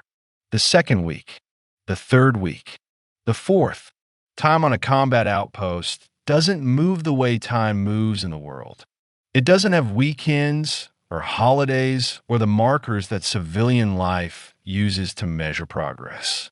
It has rotations, patrol days and rest days, watch schedules and sleep schedules, resupply days and mail days. It has the rhythm of survival. Wake, eat, watch, patrol, eat, watch, sleep. Repeat, repeat, repeat until the deployment ends or something happens that breaks the repetition. Nothing happened. 4 weeks after October 11th. Nothing. No attacks. No harassing fire. No movement on the ridgeline. The enemy was gone. Or regrouping. Or waiting. The squad didn't know which. The intelligence reports from battalions said, enemy activity in sector reduced. Possible repositioning. Maintain vigilance. Maintain vigilance. The military's way of saying, we don't know what they're doing. Stay ready. They stayed ready. Marisol stayed ready. She maintained her routine, the watches, the patrols, the weapons checks, the quiet efficiency that defined her. She maintained her fire team, Gwyn, Torres, Kimball. She maintained herself, eating, sleeping, more now for the 5 hours a night, exercising, push-ups and pull-ups on a bar that Denton had welded from rebar and mounted between two HESCO barriers. She was, I want to use the right word here, she was functioning, not thriving, not happy, not the version of herself that existed before October 11th, before Fitch, before the blood on her hands, but functioning, doing the job, being the fire team leader, being Corporal Aquino, being Soul. The squad called her Soul. Not Aquino, not Corporal Soul. The call sign that had become a name. The name that meant son. The name that was, I think, though she never confirmed this, the name that Patricia had called her. Marisol. Sol. Sunday. The name that a foster mother gives a girl who arrives with a garbage bag and eyes like a closed door. The name that says, you're a light. Even if you don't believe it, even if you've never been told, you're a light. The squad called her Soul, and she answered to it, and that was, in its small, quiet way, the most intimate thing about her life on that mountain. That she let them call her by a name that meant something. That she let them close enough for a nickname. That she, the girl who'd been moved 7 times, who'd learned that closeness is temporary, who'd built walls higher than the HESCO barriers around the outpost, that she let 13 Marines call her Soul. Week 5, November. The cold came. Not the cold of October, the manageable cold, the cold that a sleeping bag and a watch cap can handle. The cold of November in the mountains of eastern Afghanistan. The cold that gets into your bones and stays there. The cold that makes metal painful to touch and water freeze in canteens and breath come out in clouds so thick you can't see through them. The squad adapted. Extra layers. Watch rotation shortened 2 hours instead of 4 because 4 hours in November cold means hypothermia risk. Hot chow when possible. The resupply brought fuel for the camp stove, and Denton, who had been a short order cook before enlisting, made coffee and heated MRE entrees and performed the small alchemy of turning military rations into something that resembled food. Marisol didn't complain about the cold, didn't complain about anything. She never did. But Kimball noticed because Kimball noticed things about his fire team, leader the way she noticed things about her fire team. That she was thinner, that her face was sharper, that the cheekbones were more prominent and the eyes were deeper in their sockets, and the overall impression was of a person who was being slowly reduced. Not by the enemy, by the mountain, by the cold and the altitude and the calories that the body burns just to stay warm and that the MREs don't fully replace. He started giving her his dessert, the pound cake or the cookie or the M and MS that come in every MRE, the sugar, the calories, the small luxury that most Marines hoard. He put them on her cot, the way he put the bracelet, without asking, without ceremony. She ate them. Didn't say anything. Didn't need to. November 15th, 8 days before the end. A patrol. Marisol's fire team plus a Roscoe, 5 Marines, moving through the valley floor toward a village called Duragi. A village they patrolled through 6 times before. A village where the elders smiled and offered tea and said nothing useful, and where the children stared and the women disappeared into doorways and the dogs barked, and everything was normal and nothing was normal, because normal in Kinner means we're watching you and you're watching us, and neither of us trust the other. This patrol was different. Not in what happened. Nothing happened. No contact. No IES. No ambus. The patrol went out, walked to Daragi, spoke to the elders, walked back. 2 hours. Routine, but different in what Marisol saw. She saw a girl. In Daragi. A girl. Maybe 12, maybe 13. Hard to tell, because Afghan girls at 12 look older than American girls at 12, because poverty and labor and the sun age people faster than comfort does. A girl standing in a doorway. Not hiding, standing. Looking at Marisol. Not at the Marines. At Marisol specifically. At the woman in the patrol. At the rifle and the helmet and the body armor and the face beneath it that was female. The girl looked at her. Marisol looked at the girl. They held each other's gaze for, Marisol said later, maybe 5 seconds. Maybe less. The time it takes to walk past a doorway at patrol speed. 5 seconds. And in those 5 seconds, the girl did something. She raised her hand. Not a wave. Not the enthusiastic wave that children sometimes give to patrols. The wave that means candy or pens or the small gifts that Marines carry for hearts and minds. Not that. A small gesture. A raised hand. Palm out. Fingers together. The gesture that means, in any language, in any culture, in any doorway, in any village, in any country. Hello? I see you. You exist. Marisol raised her hand back. The same gesture. Small. Quick.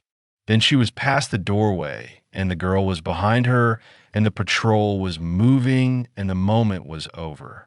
She told me about it. Months later, in the hospital at Landstuhl, she said, I think about that girl. I don't know her name. I don't know what happened to her. I think about her standing in that doorway and looking at me and raising her hand. I think she'd never seen a woman with a rifle before. I think she didn't know that was possible. And I think for 5 seconds she thought, oh, you can do that. You can be that. That's allowed. She said, I don't know if that's true. I don't know what she thought. Maybe she was just curious. Maybe she was scared. Maybe she was thinking nothing at all. But I think about her. And I hope, whatever she thought, I hope it was something good. Something that made her world a little bigger. Even for 5 seconds. Underscore.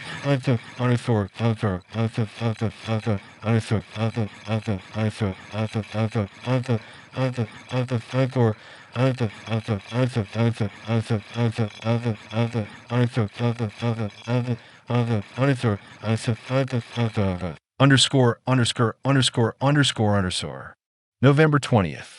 3 days before. The intelligence report came down from battalion. Orozco read it to the squad at the morning brief. The report said, increased enemy activity in eastern Kinner. Multiple indicators of planned offensive operations. Possible targets include coalition outposts in the Shuriak Valley. Recommend increased force protection measures and reduced patrol footprint. Increased enemy activity. Planned offensive operations. Possible targets include coalition outposts. The language of intelligence. Careful, hedged, never certain. Possible. Indicators. Recommend. The words that mean, we think something is coming, but we don't know what or when or where. Be ready. The same words they'd heard before October 11th. The same words that had preceded the dawn assault. The same words that meant, the mountains are watching again. Orozco increased the watch. 3 Marines on the walls at all times instead of 2. Patrol routes changed, shorter, closer to the outpost, never more than 500 meters from the wire. The mortar team pre-registered new targets on the eastern slope. the same slope where the 9 men had come down on October 11th. The radio was checked twice daily. Batteries replaced. Frequencies confirmed. The lessons of October 11th: the broken antenna, the lost communications, the 15 minutes waiting for medevac. Those lessons were learned. The antenna now had a backup. The radio had spare batteries. The medevac request procedures were posted on the wall of the CP where everyone could see them. They were ready as 14 Marines on a mountain can be, as ready as anyone can be for the thing that's coming when you don't know what it is or when it arrives. November 22nd, the day before. Nothing happened. A normal day. Patrol in the morning. Denton's fire team, not Marisol's. Resupply helicopter in the afternoon. Water, food, ammunition mail. 2 letters for Marisol, both from Patricia. She read them on her cot. The first was about Thanksgiving. Patricia was planning dinner, turkey and rice and beans, and the plannings that Marisol liked. The ones Patricia had learned to make because Marisol had mentioned once in passing that her birth mother, whoever she was, wherever she was, had made plans. Patricia learned to make them. For a girl who mentioned them once. That's the kind of woman Patricia was. The second letter was shorter. 3 lines. I'm proud of you. I don't say it enough. I'm proud of you every day. Marisol read it, folded it, put it in the Ziploc bag with the others. 36 letters. She lay on her cot, stared at the tent ceiling, thought whatever she thought. That night, her last night, she took the 0200 to 0400 watch. The cold watch. The worst watch. The one nobody wants. She took it because she always took it, because she couldn't sleep through those hours anyway, because her body had learned on October 11th that 0200 to 0400 is when the shooting starts, and her body wouldn't let her sleep through it anymore. She sat behind the east wall, the gap in the sandbags, the ammo can, her rifle, the green bracelet on her wrist, the cold, the dark, the mountains, the silence. Nothing happened. The watch ended. She woke and went for the 0400 to 0600 shift, went to her cot, lay down, closed her eyes. She slept. For the first time in weeks, she slept deeply. For hours, uninterrupted. The body's last gift. November 23rd, 0847. The patrol was Marisol's. Her fire team plus Webb, the new radio operator, the kid from Tallahassee who'd arrived 5 days after October 11th, and who had, in the 6 weeks since, become part of the squad the way all replacements eventually become part of the squad.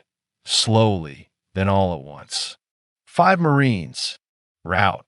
South along the valley floor, through a dry riverbed, to an observation point on a low ridge that overlooked the southern approach to the outpost. A short patrol, 2 kilometers out, 2 hours, 2 kilometers back. Routine. They left at 0847. Marisol on point, leading from the front the way she always did. Behind her, Torres. Then Kimball with the saw. Then Gwyn. Then Webb. In the rear, the radio on his back, the antenna bobbing above his head like a flag that says, "Shoot here." The morning was clear. Cold but clear. The sky blue. The mountains sharp against it. The air thin and dry and carrying sound the way mountain air does. Their boots on the gravel of the riverbed. The clink of equipment. The breathing. The sounds of 5 people moving through a landscape that was beautiful and deadly and indifferent to their presence.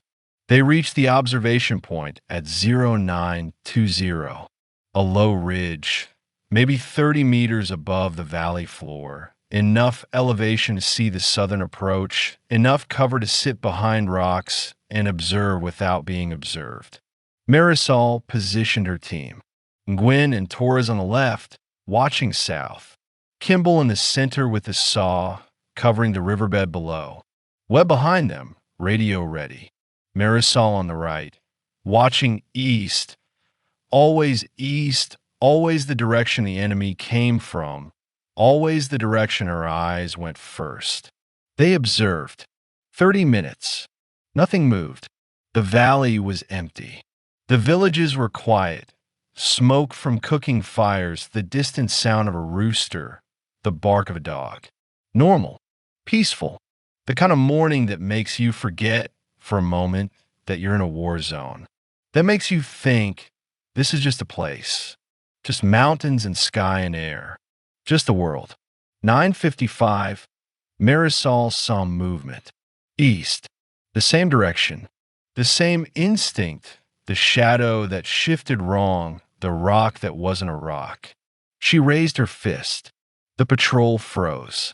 She pointed east, 200 meters the slope above them. She held up 3 fingers. 3, then 4. Then, she wasn't sure. 3 or 4. Moving along the slope. Not toward the patrol, parallel to it. Moving south. Toward, she calculated, toward the outpost. Toward Avalanche. Coming from the east, moving south. Flanking the outpost from a direction it hadn't been attacked before. She keyed the radio. Webb was already there. The handset in his hand, the frequency set to the outpost. She said, "Avalanche, this is Seoul. 4 enemy, 200 meters east of OP South. Moving south toward your position. Break. They don't see us. We have the high ground. Request permission to engage." Over. Orozco's voice came back. Calm. The calm of a man who's been here before. Sol, avalanche. Roger. Engage at your discretion. We're standing to. Keep us posted. Over. Engage at your discretion. The words that mean, you're the one who can see them. You decide. I trust you. Marisol looked at her team. Pointed at Kimball. Pointed at the saw. Pointed at the 4 men on the slope. Kimball nodded. Shifted the saw. Found the targets. Marisol pointed at Nguyen and Torres. Pointed at their rifles. Pointed at the slope. They nodded. Shifted. Found the targets. She raised 3 fingers. Countdown. 3, 2, 1. They opened fire. The saw first. Kimball's burst. 6 rounds. The sound ripping across the valley. Then the rifles, Marisol, Nguyen, Torres firing control pairs, 2 rounds each, aimed shots at 200 meters downhill. The advantage of elevation. The advantage of surprise. The advantage of seeing them first. 2 of the 4 men went down in the first 3 seconds. The other 2 reacted. Faster than the men on October 11th. These were not the same fighters.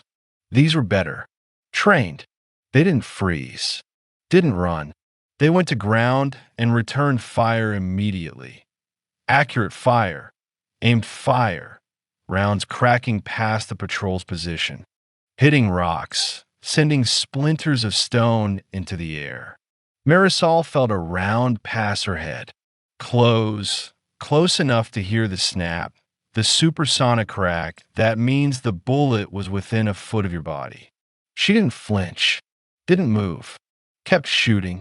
Found the 3rd man. He was behind a rock, exposed from the shoulder up, firing an AK-47 at her position. She aimed. Breathed. Squeezed. The round hit him. He slumped. 3 down. 1 remaining. The 4th man was moving. Not retreating. Moving laterally. Trying to flank the patrol's position. Trying to get an angle on Kimball and the saw. Smart. Dangerous. A fighter who knew what he was doing. Marisol tracked him. He was fast. Moving from rock to rock. 2 seconds of exposure. Then cover. 2 seconds. Then cover. She waited. Watched. Counted his rhythm. 2 seconds. Cover. 2 seconds. Cover. She anticipated the next move, the next rock, the next 2 seconds of exposure. She put her sight picture on the space between the rocks. Waited. He moved. She fired. She missed. The round hit the rock behind him. He dove. Went flat. Disappeared behind a boulder. She couldn't see him. Couldn't get an angle. He was below her sight line, behind cover that was too thick to shoot through. She keyed the radio. Kimball, shift right. Get an angle on the boulder at your 2 o'clock. One fighter behind it. Kimball shifted. Moved the saw 2 meters to the right. Found the angle. The boulder that protected the fighter from Marisol's position didn't protect him from Kimball's. Kimball fired. A long burst. 10 rounds, 12. The rounds hit the boulder, hit the ground around it, hit the space behind it where the fighter was. Silence. No return fire. No movement. Marisol waited. 30 seconds. A minute. Nothing. She keyed the radio. Avalanche Soul. For enemy engaged. For down. No movement. We're holding position. Over. Ovosco. Roger. Sol. Good work. Hold position. We're sending Denton's team to your location for link up. 5 minutes. Over. 5 minutes. She held. Her team held. The slope was quiet. The 4 men didn't move. The valley was silent again. Denton's team arrived. 6 Marines now, enough to move down the slope and check the bodies. Confirm the kills. Collect weapons and intelligence. Papers, phones, anything that tells Battalion who these men were and where they came from and who sent them. Marisol didn't go down the slope. She stayed on the ridge, watching, covering, the way she always did, eyes on the terrain, rifle ready, waiting for the thing that might come next. Denton went down with his team. Checked the bodies. For dead. AH-64D RPG launcher. Unfired, the round still in the tube. They'd been carrying an RPG, heading toward the outpost. If they'd reached firing position, if Marisol hadn't seen them, hadn't engaged, hadn't stopped them, an RPG round into the outpost from the south. From the direction the outpost wasn't fortified against. From the direction where the HESCO barriers were thinnest and the sleeping tent was closest to the wall. Denton came back up the slope, looked at Marisol, said, RPG. They had a fucking RPG. She said, I saw it. He said, if they'd gotten another 100 meters. She said, I know. He said nothing else. Didn't need to. They both knew. Another 100 meters, and the RPG would have had a clear shot at the outpost, at the sleeping tent, at the Marines inside it, at the people who were alive because Marisol saw movement on a slope at 200 meters and made the decision to engage. They walked back to the outpost. The patrol was over. The morning was over. It was 10:30. The sun was high. The valley was bright. Everything looked normal again. The way it always looked normal after the shooting stopped.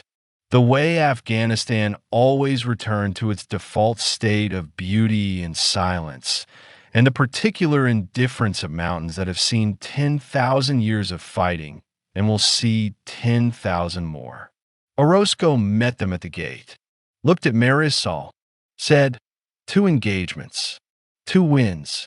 You're making a habit of this. She said, I'd rather not. He almost smiled. Almost. The corner of his mouth moved a millimeter, maybe less. The closest thing to a smile that Orozco ever produced in combat.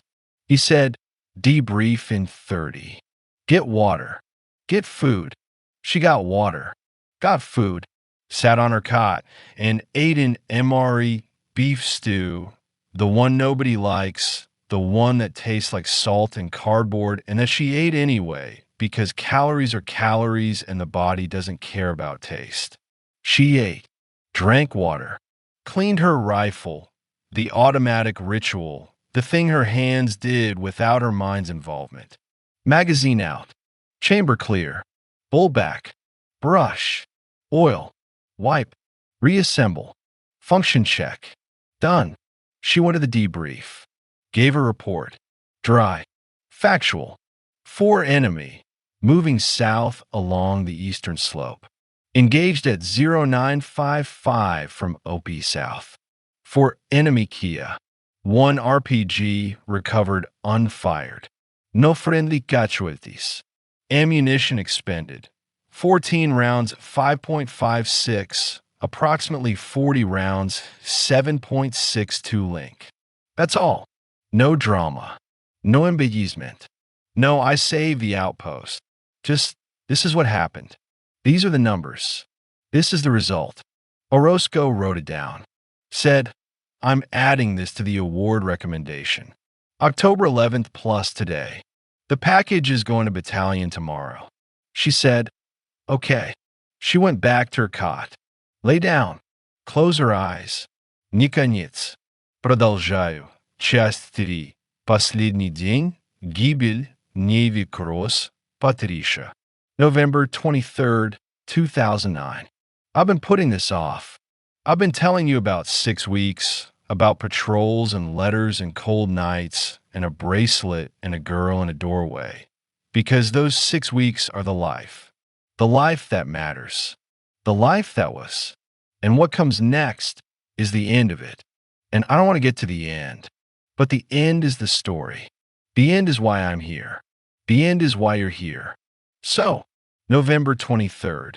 The morning was cold. Colder than the days before. A front had come through overnight, dropping the temperature below freezing, coating the HESCO barriers with a thin layer of frost that caught the first light and made the outpost look, for a moment, in that gray pre-dawn, like something beautiful, like something that belonged in a photograph. Not a war photograph, a nature photograph. Mountains and frost and silence. Marisol was awake at 0500. Stand to. The daily ritual. Every Marine up, every Marine armed, every Marine in position. She was behind the east wall. Her position, her gap, her ammo can. The frost on the sandbags melting under her hands as she gripped the top of the wall and looked east. The ridge was dark. Nothing moved. The valley was quiet. Standa ended at 0600. The sun was up. The frost was gone. The outpost returned to its morning routine. Coffee on the camp stove, MREs heated in their pouches, the slow waking of bodies that had slept in cold and that needed warmth and calories before they could function. Marisol ate, drank coffee, black, no sugar, the way she always drank it, the way Patricia drank it, the way the two of them had shared coffee in a kitchen in City Heights at 6 a.m. for 4 years without ever discussing how they took it, because they took it the same way, and that was one of the small, unspoken things that made them family. She cleaned her rifle. The morning ritual. Magazine out. Chamber clear. Brush. Oil. Wipe. The movements automatic. The hands knowing what to do without the mind's involvement. She reassembled. Function check. Loaded. 30 rounds. Full magazine. She checked her cargo pockets. 5 additional magazines. 180 rounds total. She checked her IFAK, tourniquet, Israeli bandage, chest seal, NPA. She checked her water, 2 canteens full. She checked her radio, battery at 80%, frequency set, volume up. She was ready, the way she was always ready, the way she'd been ready every morning for 6 weeks, the way she'd be ready every morning for the rest of her life, which was, though she didn't know it, 7 hours and 43 minutes. The patrol order came at 0730. Orozco briefed it. A longer patrol today, not the short, close-in routes they'd been running since the intelligence warning on November 20th. A longer route, for kilometers, south along the valley floor, then east up a draw, a narrow ravine that cut into the mountainside to a ridgeline that overlooked the eastern approach to the outpost. The purpose, observation. The intelligence reports said enemy activity was increasing. Battalion wanted eyes on the eastern ridgeline.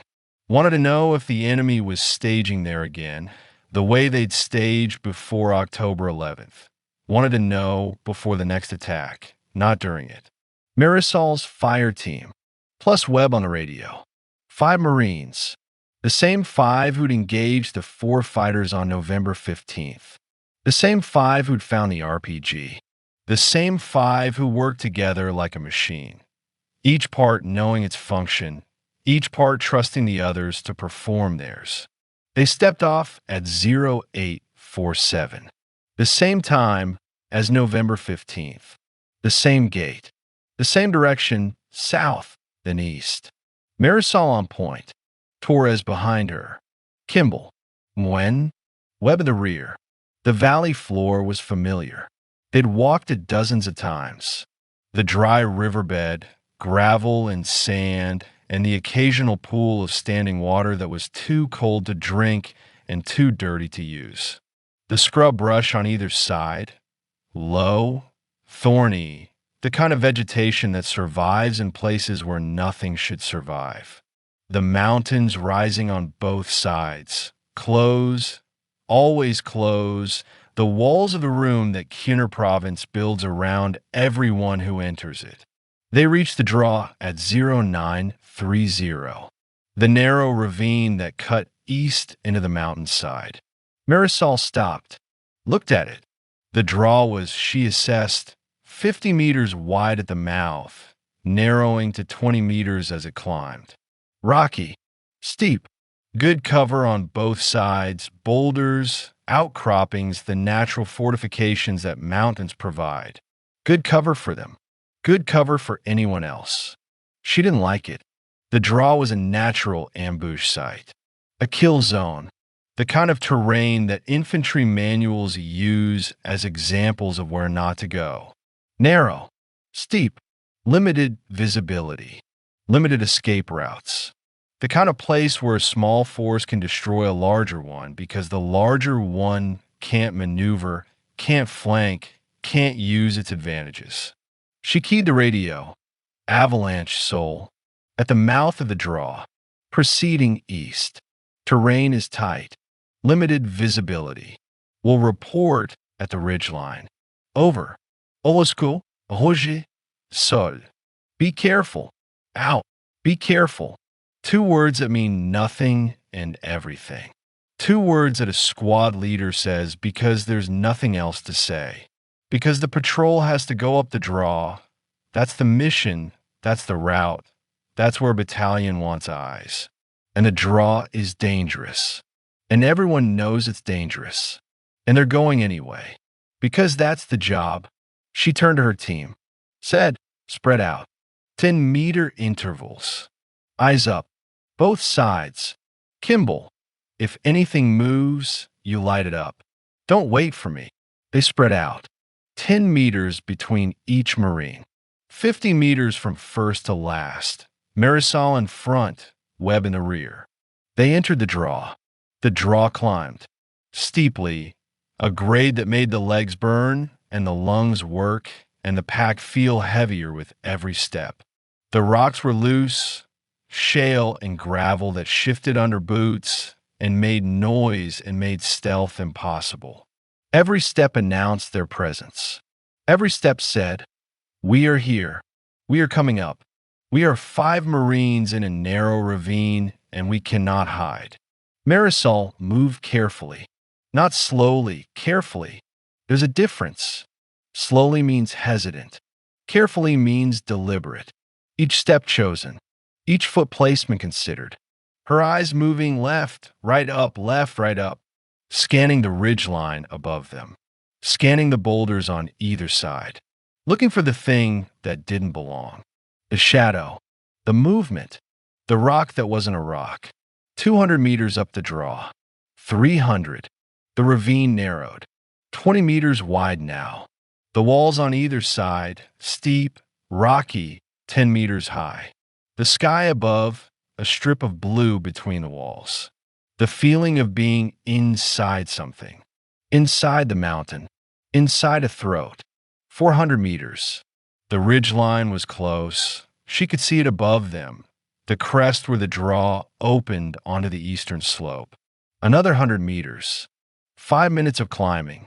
They reached the top, set up the observation post, watched the eastern approach for an hour, report to battalion, come back down. Simple. Routine. The same kind of patrol they'd done a dozen times. 450 meters. She stopped, raised her fist. The patrol froze. She'd seen something. Not movement, not this time. Something else. Something wrong. A feeling. The absence of something that should be there. She looked around, listened. The draw was silent. No birds, no wind, no insects. The particular silence that happens when living things have left a place because something dangerous is in it. She looked at the ridge line above them. 50 meters. Close. She looked at the walls on either side. Steep, rocky, full of cover, full of places where a person could hide and wait and watch 5 Marines walk into a space where they couldn't escape. She keyed the radio. We spelled avalanche sol. Something's wrong. I don't have eyes on anything, but the terrain feels. She paused. How do you explain a feeling on a radio? How do you tell your squad leader that the birds are gone and the air is wrong and your body is telling you to turn around? Feels off. Requesting permission to abort and return. Over. Static. 2 seconds. 3. Then a Roscoe. Soul. Avalanche. Your call. If it feels wrong, come back. Over. Her call. Her decision. The weight of 5 lives on a feeling. On the absence of birds. On the silence that might mean danger or might mean nothing. Might mean the cold. Might mean the time of day. Might mean that birds in Kiener province don't sing at 0945 in November, and she's imagining things because she's been in combat for 6 weeks, and her nervous system is calibrated to threat, and everything feels like threat now. She made the decision. She said, all stations, Soul. We're turning around. Same order. Careful on the descent. Move. They turned. Marisol was now in the rear. The last one down, the one facing uphill, the one watching the ridgeline as the others descended.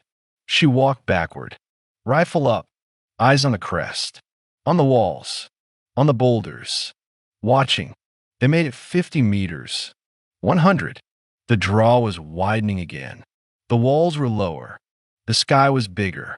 She was starting to think, starting to let the tension release, starting to believe that the silence was just silence, and the feeling was just a feeling, and that. The first shot hit Torres. I need to be precise. The first shot hit PFC Ricardo Torres in the upper back. Left side, below the shoulder blade. The round entered through the gap between his body armor plates. The side gap, the one that exists because body armor is designed for frontal protection and because the human body has to move and movement requires gaps and gaps are where bullets go. Torres fell. Forward. Face first into the gravel. He didn't scream. Didn't make a sound. Just fell. The way a person falls when the nervous system is overwhelmed and the body shuts down before the mind can process what happened. The second shot came a half second later. It missed. Hit the rock next to Kimball's head. Sent fragments into his face. Not lethal. Not even serious, but enough to blind him for a moment. Enough to make him duck. Enough to take the saw out of the fight for 3 seconds. The third shot. The fourth. The fifth. Not single shots anymore. Automatic fire. Multiple weapons. From above. From both sides, from the walls of the draw that Marisol had looked at and worried about and decided to leave and hadn't left fast enough. Ambush, the word that every infantryman fears. The word that means they knew you were coming. They waited. They let you walk in. They let you get deep enough that you can't get out. And now they're above you and around you, and you're in the kill zone, and the only way out is through. Marisol's training took over. Not her mind, her training. The thing that boot camp and SOI and 3 years in the fleet had built into her body. The automatic response to ambush, return fire, seek cover, assess, act. She was already behind a boulder. She didn't remember moving there. Her body had moved without her mind's permission, the way it does in combat, the way the reflexes work faster than thought. She was behind a boulder, and her rifle was up, and she was firing. Not aimed shots, not the careful marksmanship of October 11th, suppressive fire. Rapide, toward the muzzle flashes on the left wall. The purpose, not to kill, but to make them duck, to buy seconds, to give her team time to find cover. She keyed the radio, the squad frequency, not the fire team frequency. She needed a Roscoe. She needed the outpost. She said, contact, ambush, draw 450 meters in, multiple enemy, both walls. Torres is down. Need QRF now. Orozco's voice, immediate, calm, the calm that comes from training and experience and the knowledge that panic kills faster than bullets. Roger, soul. QRF moving. 5 minutes. Hold on. 5 minutes. An eternity. 5 minutes in an ambush is, she calculated, even as she fired, even as the rounds cracked past her and hit the boulder and sent stone fragments into the air. 5 minutes is 300 seconds. 300 seconds were 5 Marines. 4, Torres was down, maybe dead. She didn't know. 4 Marines had to survive against an unknown number of enemy fighters who had the high ground and the element of surprise and the advantage of preparation. She looked for her team. Kimball, behind a rock, 10 meters downhill. The saw was up. He was firing. Short bursts. Controlled. The blood on his face from the rock fragments. She could see it, red against his skin, but he was firing. He was in the fight. He was functional. Nguyen. She couldn't see Nguyen. He'd been ahead of her in the formation, further down the draw. She hoped he was behind cover. She hoped he was alive. Webb. She couldn't see Webb either. He'd been between Nguyen and her. The radio operator. The one with the antenna on his back. The target. She keyed the fire team frequency. Nguyen, Torres, Webb, status. Nothing. Static. She tried again. Nguyen. Webb. Report. Nguyen's voice, strained, breathless, but alive. I'm okay. Behind a rock. 20 meters downhill from you. I can't see Torres. Webb, nothing. No response. She tried again. Webb. Report. Nothing. The fire was intensifying. Not decreasing, intensifying. More weapons. More directions. She counted muzzle flashes, 6 on the left wall. For on the right, 10 fighters. Maybe more. 10 fighters above them, firing down into the draw, and 4 Marines, 3 she didn't know about Webb, behind rocks that were getting smaller with every burst because the rounds were chipping them, breaking them, reducing the cover that was keeping them alive. She made a decision. The same kind of decision she'd made on October 11th. The kind that isn't really a decision because there's only one option, and the option is act or die. She said to Kimball, shouted over the gunfire, over the noise, Kimball, suppress the left wall. Everything you have. Now, Kimball opened up. The saw, full auto, long bursts, 200 rounds a minute pouring into the left wall. The sound was enormous. The effect was immediate. The 6 fighters on the left wall ducked. Stopped firing. Went behind cover. 3 seconds of reduced fire from the left. Marisol moved. Not down. Not towards safety, not toward the mouth of the draw where the QRF would come from. She moved up, toward Torres, toward the place where Torres had fallen, 20 meters uphill from her position, in the open in the kill zone, where the rounds were hitting the ground around his body. She ran, low, fast, the way you run in combat, not upright, not a sprint, but a controlled rush with your body bent, and your head down, and your rifle in one hand, and your other hand reaching for the person you're going to grab. She ran 20 meters uphill into the kill zone. The right wall saw her. For fighters, they'd been suppressed by Kimball's fire on the left, but the right wall was still active. They shifted to her, rounds hitting the ground around her feet, around her legs, around her body. The sound, the snap crack of supersonic rounds passing close, the thud of rounds hitting dirt, the whine of ricochets off rock. She reached Torres. He was face down, not moving. She grabbed his drag handle, the strap on the back of his body armor, designed for exactly this, designed for the moment when a Marine is down and another Marine needs to pull them to safety. She grabbed it, pulled, dragged him backward, downhill, toward the boulder she'd been behind. 20 meters, dragging a 170-pound man in full gear over loose gravel while 4 fighters shot at her from 30 meters above.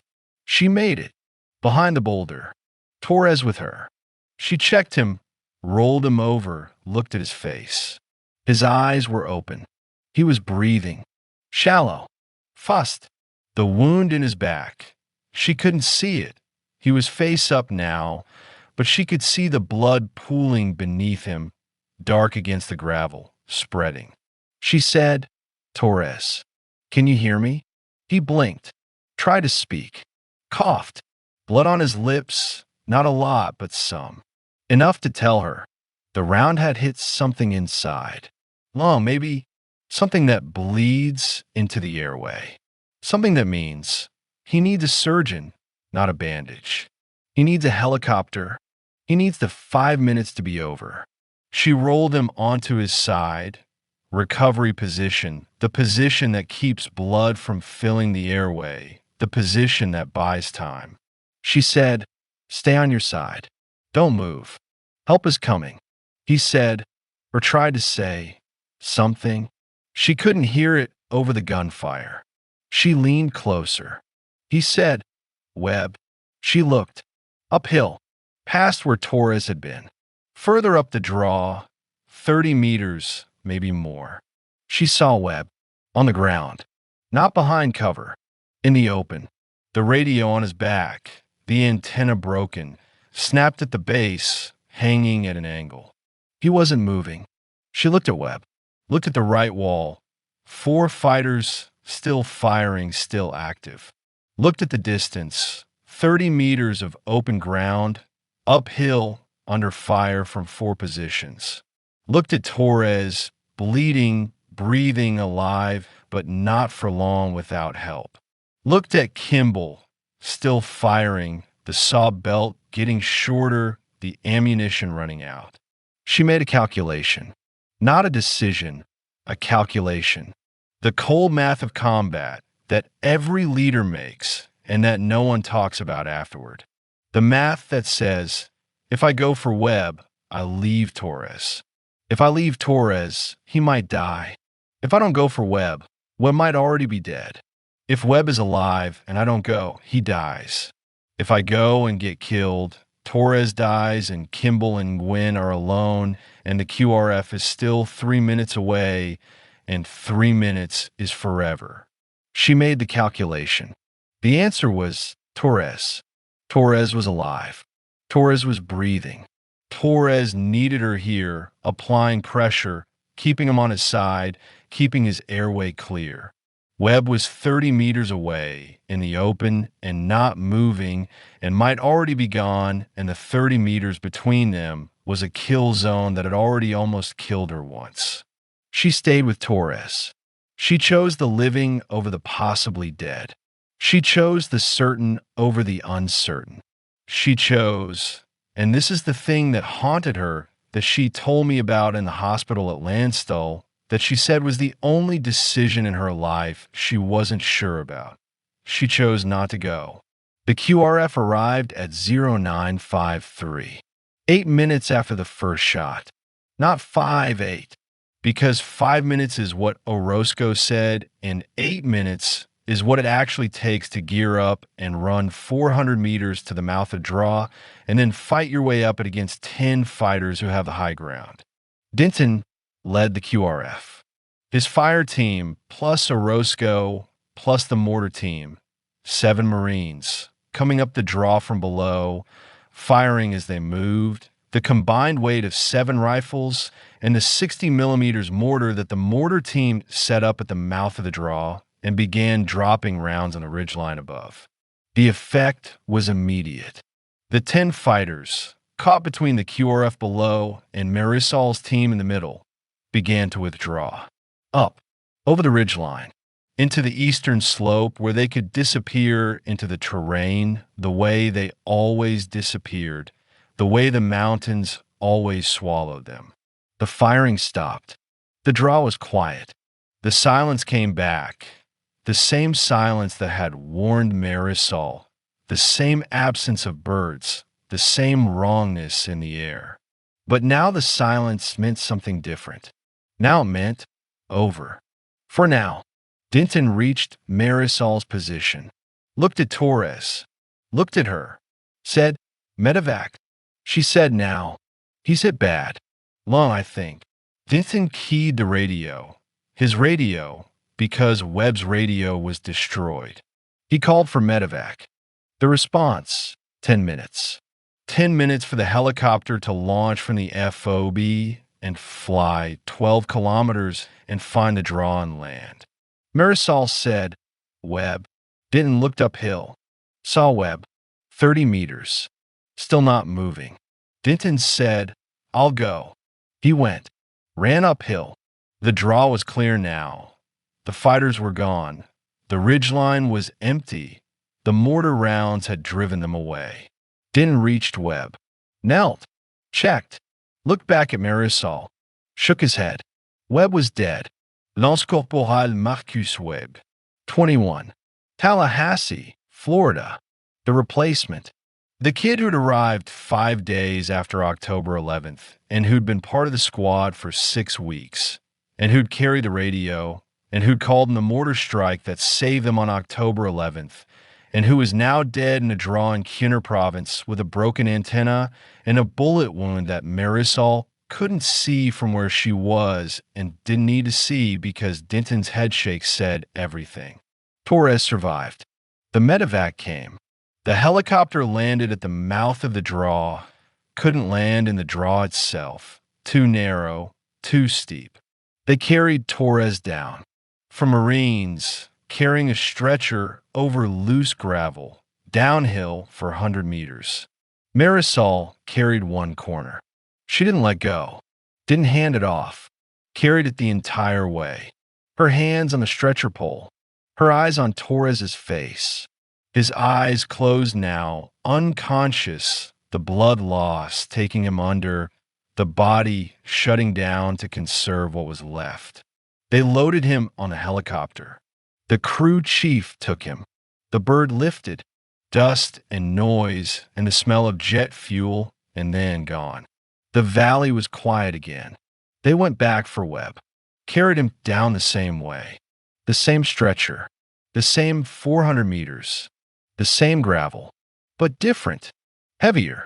Not physically. Webb weighed the same dead as he had alive. Heavier in the other way. The way that dead weight is always heavier than living weight. The way that carrying a body is different from carrying a person. They loaded Webb on the second helicopter. The crew chief took him. The bird lifted. Gone. Marisol stood at the mouth of the draw. The sun was high. It was, she checked her watch, 10:30. Less than 2 hours since they'd stepped off on the patrol. Less than 2 hours since she'd eaten an MRE and cleaned her rifle and checked her magazines and been ready. 2 hours. 1 Marine dead. One Marine evacuated. The draw behind her, empty now, quiet, the rocks stained with blood that would dry in the sun and fade in the rain and be gone by next week. Orozco came to her, stood next to her, didn't say anything for a long time. Then he said, "You went for Torres." She said, "Yes." He said, "Under fire, in the open, 20 meters." She said, "Yes." He said, "And Webb?" She didn't answer. Not immediately. She looked at the draw, at the place where Webb had been, 30 meters from her boulder. 30 meters she hadn't crossed. She said, "I couldn't get to both." Orozco said, "No, you couldn't." She said, "I chose Torres." Orozco said, "Torres is alive because you chose him." She said, "Webb is dead because I didn't choose him." Orozco said, "Webb is dead because someone shot him, not because you didn't reach him. You can't carry that." She said nothing. He said, "Soul." She said, "I know. I know what you're going to say. I know it's not my fault. I know I made the right call. I know the math. I know." She paused. "But I'm going to carry it anyway. Because that's what I do. I carry things." Orozco looked at her, nodded, didn't argue, because he understood, the way only a man who's been in combat for 10 years understands, that some things you carry whether you should or not, that some weights are chosen, that the decision to carry them is not rational and not healthy and not what the counselors at the VA will tell you to do. But it's human. It's the price of being the one who decides, the price of leadership, the price of being the person who chooses who lives and who dies and who lives with that choice forever. He said, "Come back to the outpost. Get water. Get food. Rest." She said, "I'll take the watch." He said, "Soul." She said, "I'll take the watch." He let her. She went to the east wall, sat behind the gap, rifle across her thighs, eyes on the ridge. The same position, the same place, the same woman, but different, carrying something new, something that would never leave. The rest of November 23rd passed. The sun moved across the sky. The shadows lengthened. The cold came back. Marisol sat behind the east wall for 6 hours. Didn't eat, didn't drink, didn't speak, just watched. The ridge was empty. The valley was quiet. Nothing moved.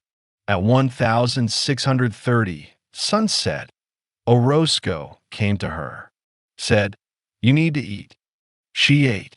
An MRE. She didn't taste it, didn't notice what it was. Just calories, just fuel, the body's requirement, met without pleasure or attention. At 1800, dark, she went to her cot, lay down, didn't sleep, stared at the tent ceiling. The same ceiling she'd stared at every night for 6 weeks. The same canvas. The same shadows from the single light bulb that hung from the center pole. The same sounds, Marines breathing, Marines shifting in their sleep, the wind against the tent walls. She thought about Webb, about the head shake, about the 30 meters she didn't cross, about the calculations she made, Torres over Webb, the living over the possibly dead, the certain over the uncertain. She thought about whether it was the right call, whether Webb was already dead when she made it, whether he was alive and waiting and watching her choose Torres and knowing, in his last moments, that she wasn't coming for him. She didn't know, would never know. The autopsy, if there was one, if the military does autopsies on combat deaths, which it does, which it calls post-mortem examination, the autopsy would tell her when Webb died. Whether it was instant, the first shot, the one that broke the antenna, the one that hit him in a place that kills immediately, or whether it was slow, whether he lay there for 8 minutes, the 8 minutes between the first shot and the QRF, and bled and waited and watched her choose someone else. She would ask, later, at Landstuhl, She would ask the doctor who reviewed the report. The doctor would tell her the wound was to the head. Instantaneous. He was dead before he hit the ground. He never knew. He never waited. He never watched. The doctor would tell her that, and she would nod and say thank you. And she would believe it because she needed to believe it, and because it was probably true, and because the alternative where Webb was alive and conscious and watching her drag Torres to safety while he bled out 30 meters away, the alternative was unbearable. She believed the doctor. She carried the weight anyway. November 23rd became November 24th, midnight. Then 0100. Then 0200. Marisol was awake, still on her cot, still staring at the ceiling. At 0200 she got up, went to the east wall, took the watch. Nobody had asked her to. Nobody had assigned her. She just went, because the east wall was where she belonged, because watching was what she did, because if she was watching, she would see, and if she saw, she could act, and if she acted, maybe, the next time she could get to both. She sat, the cold, the dark, the mountains, the silence, the green bracelet on her wrist, the rifle across her thighs, the gap in the sandbags 3 inches wide, the slot she'd made on her first night, the slot that had saved 14 lives on October 11th. She watched. Nothing moved. The ridge was dark. The valley was dark. The war was quiet. At 0400, she woke and went back to her cot, lay down, closed her eyes. This time, she slept. 2 hours. Not enough, but something. The body's insistence on survival, even when the mind doesn't want it. She woke at 0600. Stand to. The daily ritual. Every Marine up. Every Marine armed. Every Marine in position. She was behind the east wall. Her position. Her gap. Her ammo can. The sun came up. November 24th. Another day. Another patrol. Another watch. Another meal. Another night. The war continued. The mountains watched. The valley was quiet. And then it wasn't. I'm going to tell you how Corporal Marisol Aquino died. I'm going to tell you because that's what this is, a record. A document. A thing that exists so that her name exists. So that what she did exists. So that the way she lived and the way she died are not forgotten by the mountains and the bureaucracy and the passage of time that erases everything if no one writes it down. But I'm not going to tell you in detail. Not the way I told you October 11th, the minute by minute, the round by round, the breath by breath. Because her death doesn't belong to me that way. Her life belongs to this story. Her death belongs to her, and to Patricia, and to the 12 Marines who were there and who saw it, and who carry it the way she carried Webb. I'll tell you what I know, what the after-action report says, what Orozco told me, what the citation says, the Navy Cross citation, the one that was written after her death and that was read at a ceremony she never attended and that hangs in a shadow box on a wall in City Heights, San Diego, in a house where a woman named Patricia Reeves makes coffee at 6 a.m. every morning and looks at it and remembers. November 24th, 1430. Afternoon patrol. Marisol's fire team, reduced now. Torres evacuated. Webb dead. 3 Marines, Marisol, Kimball, and Gwynn. +2 from Denton's team attached. Lance Corporal Harris and PFC Montoya. 5 Marines. A different route. West this time, not east. Along the road that led to the FOB. A route they'd walked before. A route that was supposed to be safe or safer because nothing in Cunner is safe, but the road was patrolled by vehicles from the FOB and the IED threat was lower and the ambush risk was lower. And after November 23rd, after the draw, Orozco wanted to give Marisol's team something easier. Something that wasn't the eastern slope. something that wasn't the mountains. The road, 2 kilometers west. A checkpoint, a place where the road narrowed between two compounds and where the Marines stopped vehicles and checked IDs and searched for weapons. A routine task, a presence mission. Show the flag. Be seen. Remind the valley that the Marines are here and watching and not going away. They reached the checkpoint at 1500. Set up. Marisol positioned her team, 2 on the road, 2 on the flanks, herself in the center where she could see everything. They checked 3 vehicles, a truck carrying firewood, a motorcycle with 2 men, father and son, going to the market in the next village, a van, empty, the driver nervous but not suspicious, just a man who doesn't like being stopped by armed foreigners on his own road. 1530, the 4th vehicle, a white Toyota Corolla, the most common car in Afghanistan, the car that every family owns, the car that every suicide bomber uses because it's invisible, because it's everywhere, because no one looks twice at a white Corolla. Marisol looked twice. I don't know what she saw. Orozco doesn't know. Kimball doesn't know.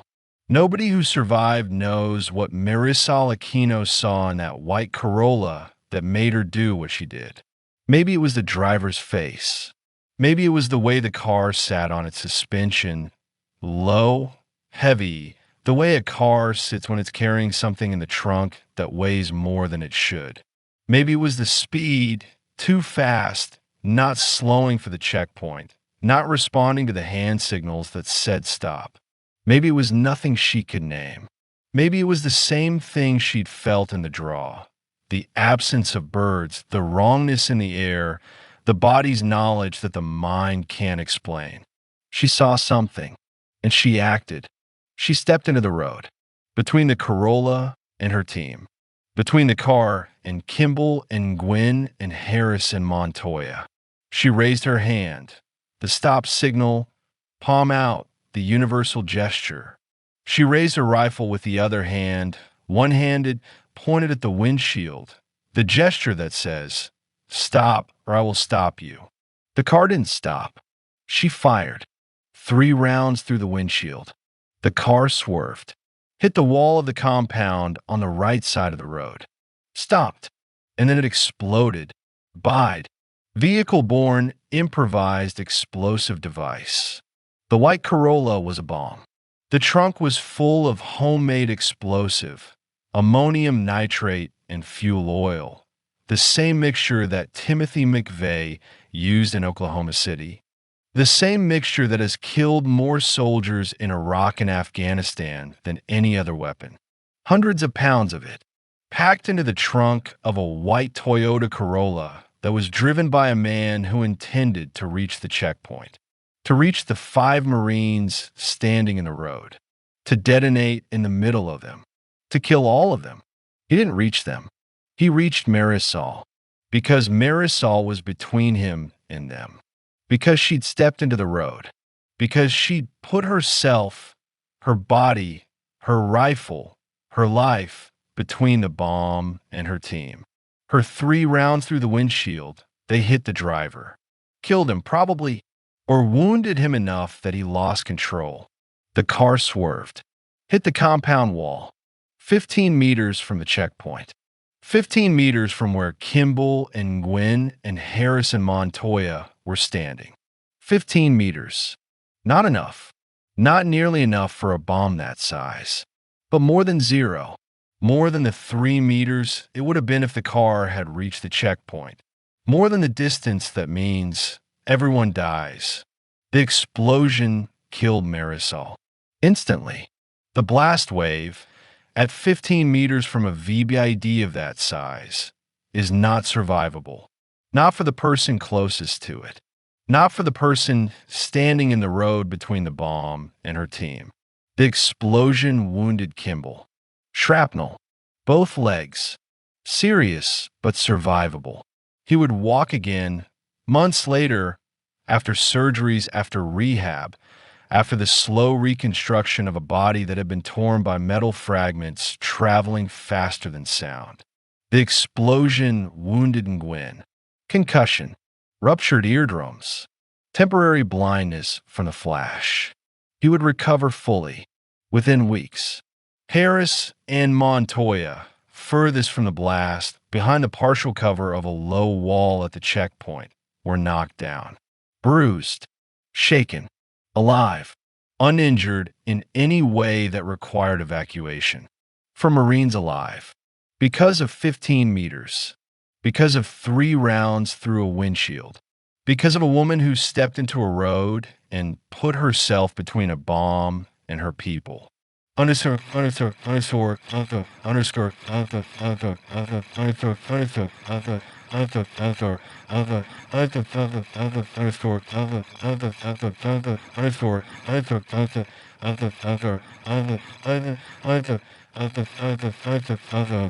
underscore, underscore, underscore, underscore. The citation. I'll give you the citation because the citation is the official record. The words that the Marine Corps chose to describe what Marisol Aquino did on October 11th, November 15th, November 23rd, and November 24th, 2009. The words that accompany the Navy Cross, the second highest award for valor in the United States military, second only to the Medal of Honor. The citation reads, "The President of the United States of America takes pride in presenting the Navy Cross, posthumously, to Corporal Marisol Aquino, United States Marine Corps, for extraordinary heroism while serving as fire team leader, 1st Squad, 2nd Platoon, Bravo Company, 2nd Battalion, 3rd Marines, in support of Operation Enduring Freedom in Kunar Province, Afghanistan, on October 11th, 15 November, November 23rd, and November 24th, 2009. During a coordinated enemy assault on Combat Outpost Avalanche on October 11th, Corporal Aquino detected 9 enemy fighters approaching the outpost's eastern perimeter 30 seconds before the assault began. Her early warning enabled the squad to mount an effective defense. Under sustained machine gun fire, Corporal Aquino repositioned to a flanking position and engaged the enemy with devastating accuracy, neutralizing 6 of 9 attackers with 23 rounds, directly preventing the outpost from being overrun. On November 15th, while leading a patrol, Corporal Aquino detected and engaged 4 enemy fighters armed with an RPG launcher moving toward the outpost. Her decisive action eliminated the enemy force before they could employ the RPG against friendly positions. On November 23rd, when her patrol was ambushed in a narrow draw by approximately 10 enemy fighters occupying elevated positions on both flanks, Corporal Aquino immediately returned fire and directed her team's response. With complete disregard for her own safety, she exposed herself to intense enemy fire to reach and extract a critically wounded Marine, dragging him 20 meters across open ground to cover, directly saving his life. On November 24th, while manning a vehicle checkpoint, Corporal Aquino identified an approaching vehicle-borne improvised explosive device. Without hesitation, she positioned herself between the vehicle and her fire team, engaged the driver with aimed fire, and caused the vehicle to detonate 15 meters short of the checkpoint. Her actions directly saved the lives of 4 Marines. Corporal Aquino was killed by the blast. Corporal Aquino's extraordinary heroism, decisive leadership, and selfless devotion to her Marines reflected great credit upon herself and were in keeping with the highest traditions of the United States Naval Service. She gallantly gave her life for her country.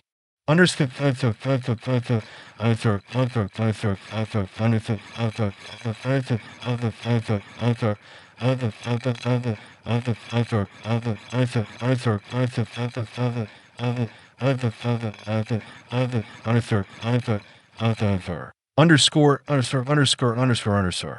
That's the citation. Those are the official words. The words that fit on a piece of paper. The words that reduce a life. 22 years, 7 foster homes, 1 woman named Patricia, 1 house in City Heights, 1 green bracelet, 37 letters in a Ziploc bag, to 4 paragraphs of military prose. The words are accurate. They describe what happened. They don't describe who she was. They don't describe the gap in the sandbags, 3 inches wide. They don't describe the coffee, black, no sugar. They don't describe the word Tia, spoken rarely, never acknowledged. They don't describe the girl in the doorway in Daragi, the raised hand, the 5 seconds, the hope that it meant something. They don't describe the calculation in the draw, Torres or Webb, the living or the possibly dead, the weight she chose to carry. The citation doesn't describe those things because citations don't describe people.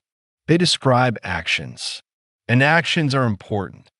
Actions are what save lives and win battles and earn medals.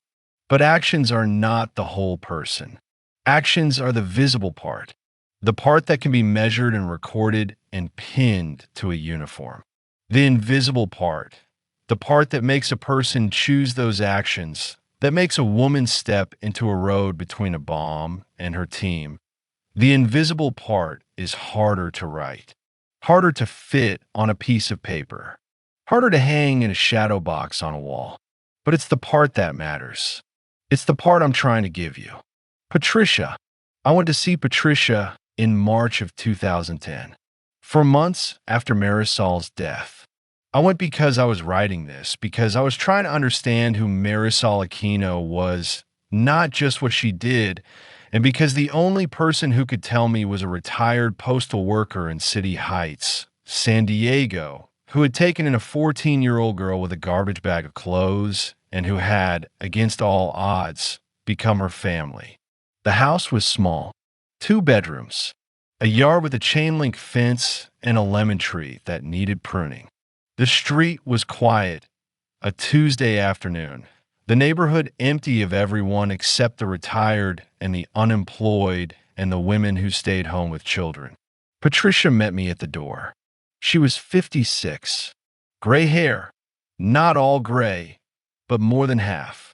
A face that was kind in the way that faces become kind when they've spent decades being patient with difficult things. She invited me in, made coffee, black, no sugar. She didn't ask how I took it. She just made it the way she made it. The way she'd made it every morning for years. The way Marisol had learned to drink it. The way the 2 of them had shared it in this kitchen at 6 a.m. without ever discussing it. The shadow box was on the wall in the living room. I saw it immediately. You couldn't miss it. A wooden frame, glass front, velvet backing. Inside, the Navy Cross. The medal itself, a bronze cross with a sailing ship in the center, hanging from a navy blue ribbon with a white center stripe. Below the medal, the citation, printed on heavy paper, the words I've already given you. Below the citation, a photograph. Marisol in dress blues. The formal portrait that every Marine takes. The one with the white cover and the serious expression and the flag in the background. She looked young. She was young. 22. The photograph was taken 6 months before she died. Next to the photograph, inside the shadow box, pinned to the velvet, the green bracelet. The paracord bracelet that Kimball had made. The one she'd worn every day. The one that was on her wrist when they found her. The one that had survived the blast. Somehow, impossibly, the way small things sometimes survive when everything around them is destroyed. The bracelet had been returned to Patricia with Marisol's personal effects. The Ziploc bag of letters. The bracelet. A few other things, a watch, a pocket knife, a photograph of Patricia that Marisol had kept in her helmet band. Patricia saw me looking at the shadow box. She said, "The Marines brought it. 2 officers, in dress blues. They came to the door, and I knew before they said anything. I knew because you don't send 2 officers in dress blues to tell someone good news." She sat down. I sat down. The coffee was between us on the table. She said, "They told me she was killed in action. They told me she died saving her team. They told me she was being recommended for the Navy Cross. They told me she was a hero." She paused, drank her coffee, set the cup down carefully, the way you set things down when your hand wants to shake and you won't let them. She said, "I told them. I know. I know she was a hero. I've known since she was 14. Since she walked into this house with nothing and didn't complain, didn't cry, didn't ask for anything, just existed, quietly, carefully, taking up as little space as possible. I told them.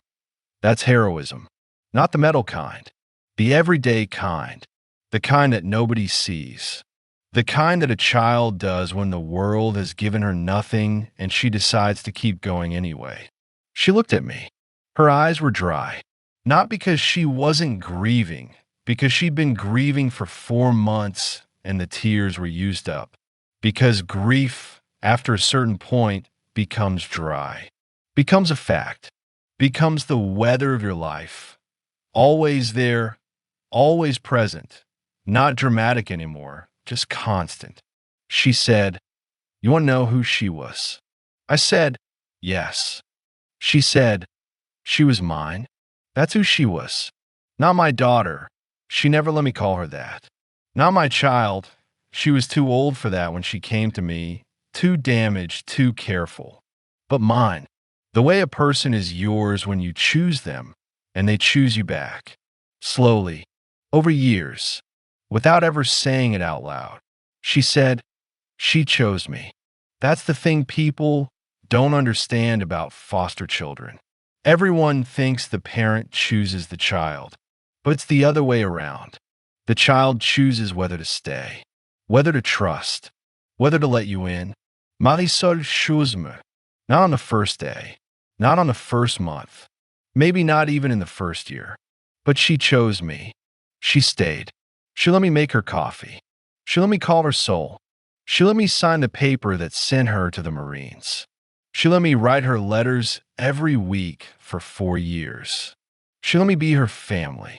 She paused, looked at the shadow box, at the medal, at the bracelet, at the photograph of a 22-year-old woman in dress blues who would never drink coffee in this kitchen again. She said, "And now she's gone, and I'm still here, making coffee, writing letters to nobody, living in this house that she lived in for 4 years, and that still has her room.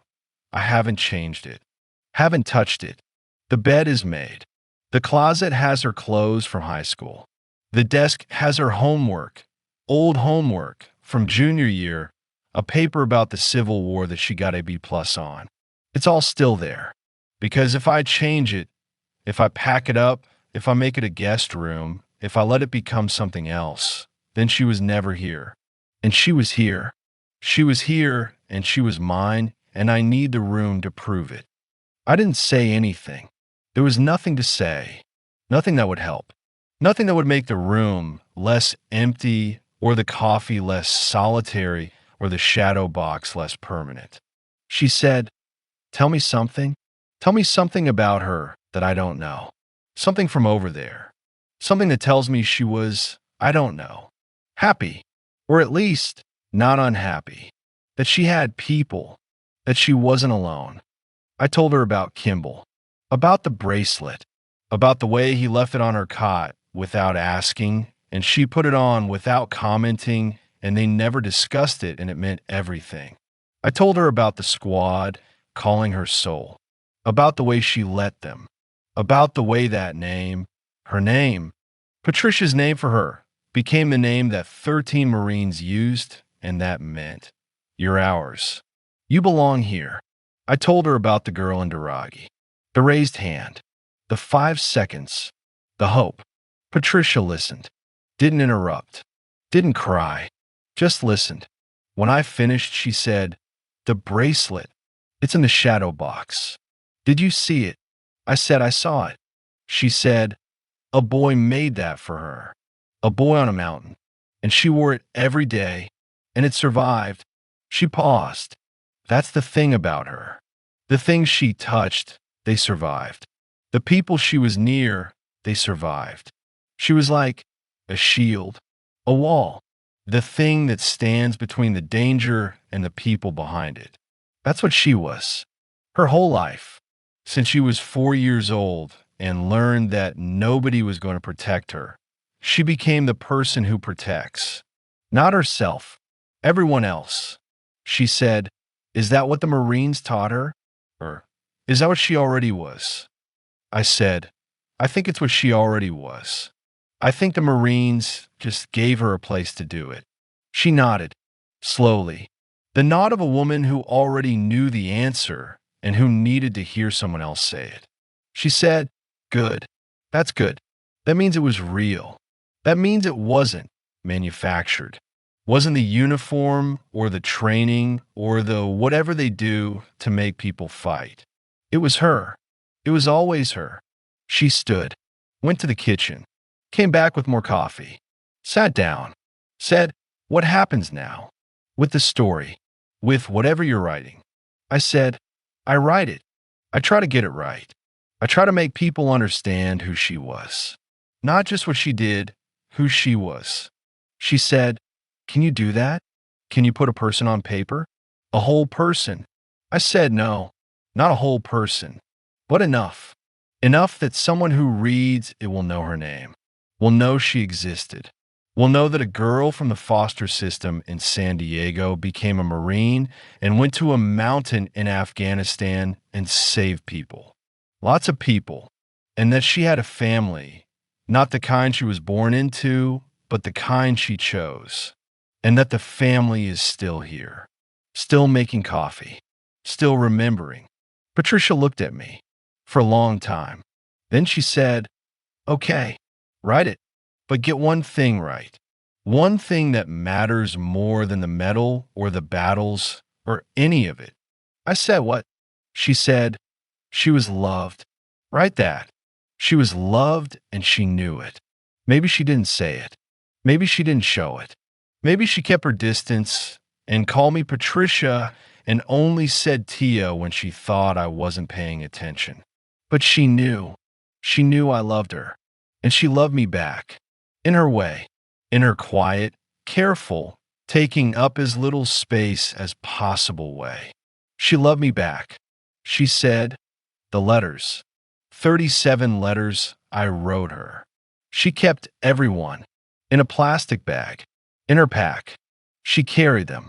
Every patrol. Every day, she carried my words with her everywhere she went. That's love. That's the only proof I need. She carried me with her, and I carry her with me.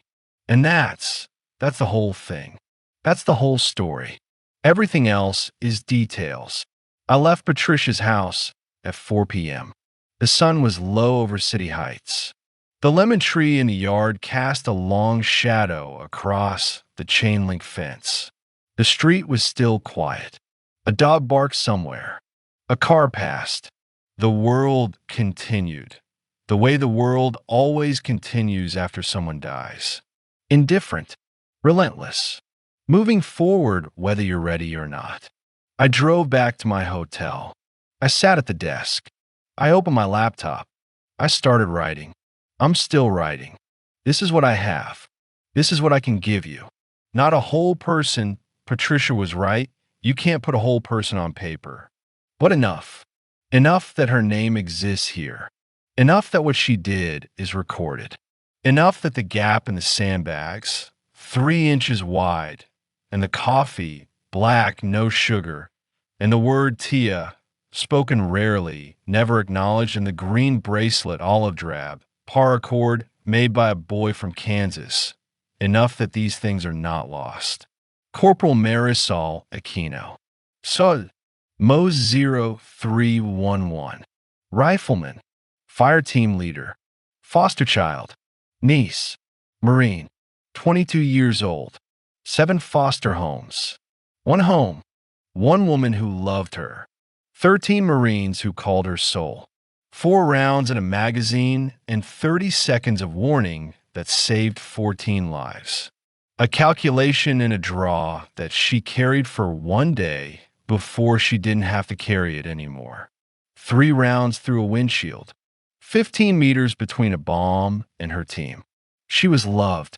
She knew it. She carried the proof in a Ziploc bag in her pack. That's the whole story. Everything else is details.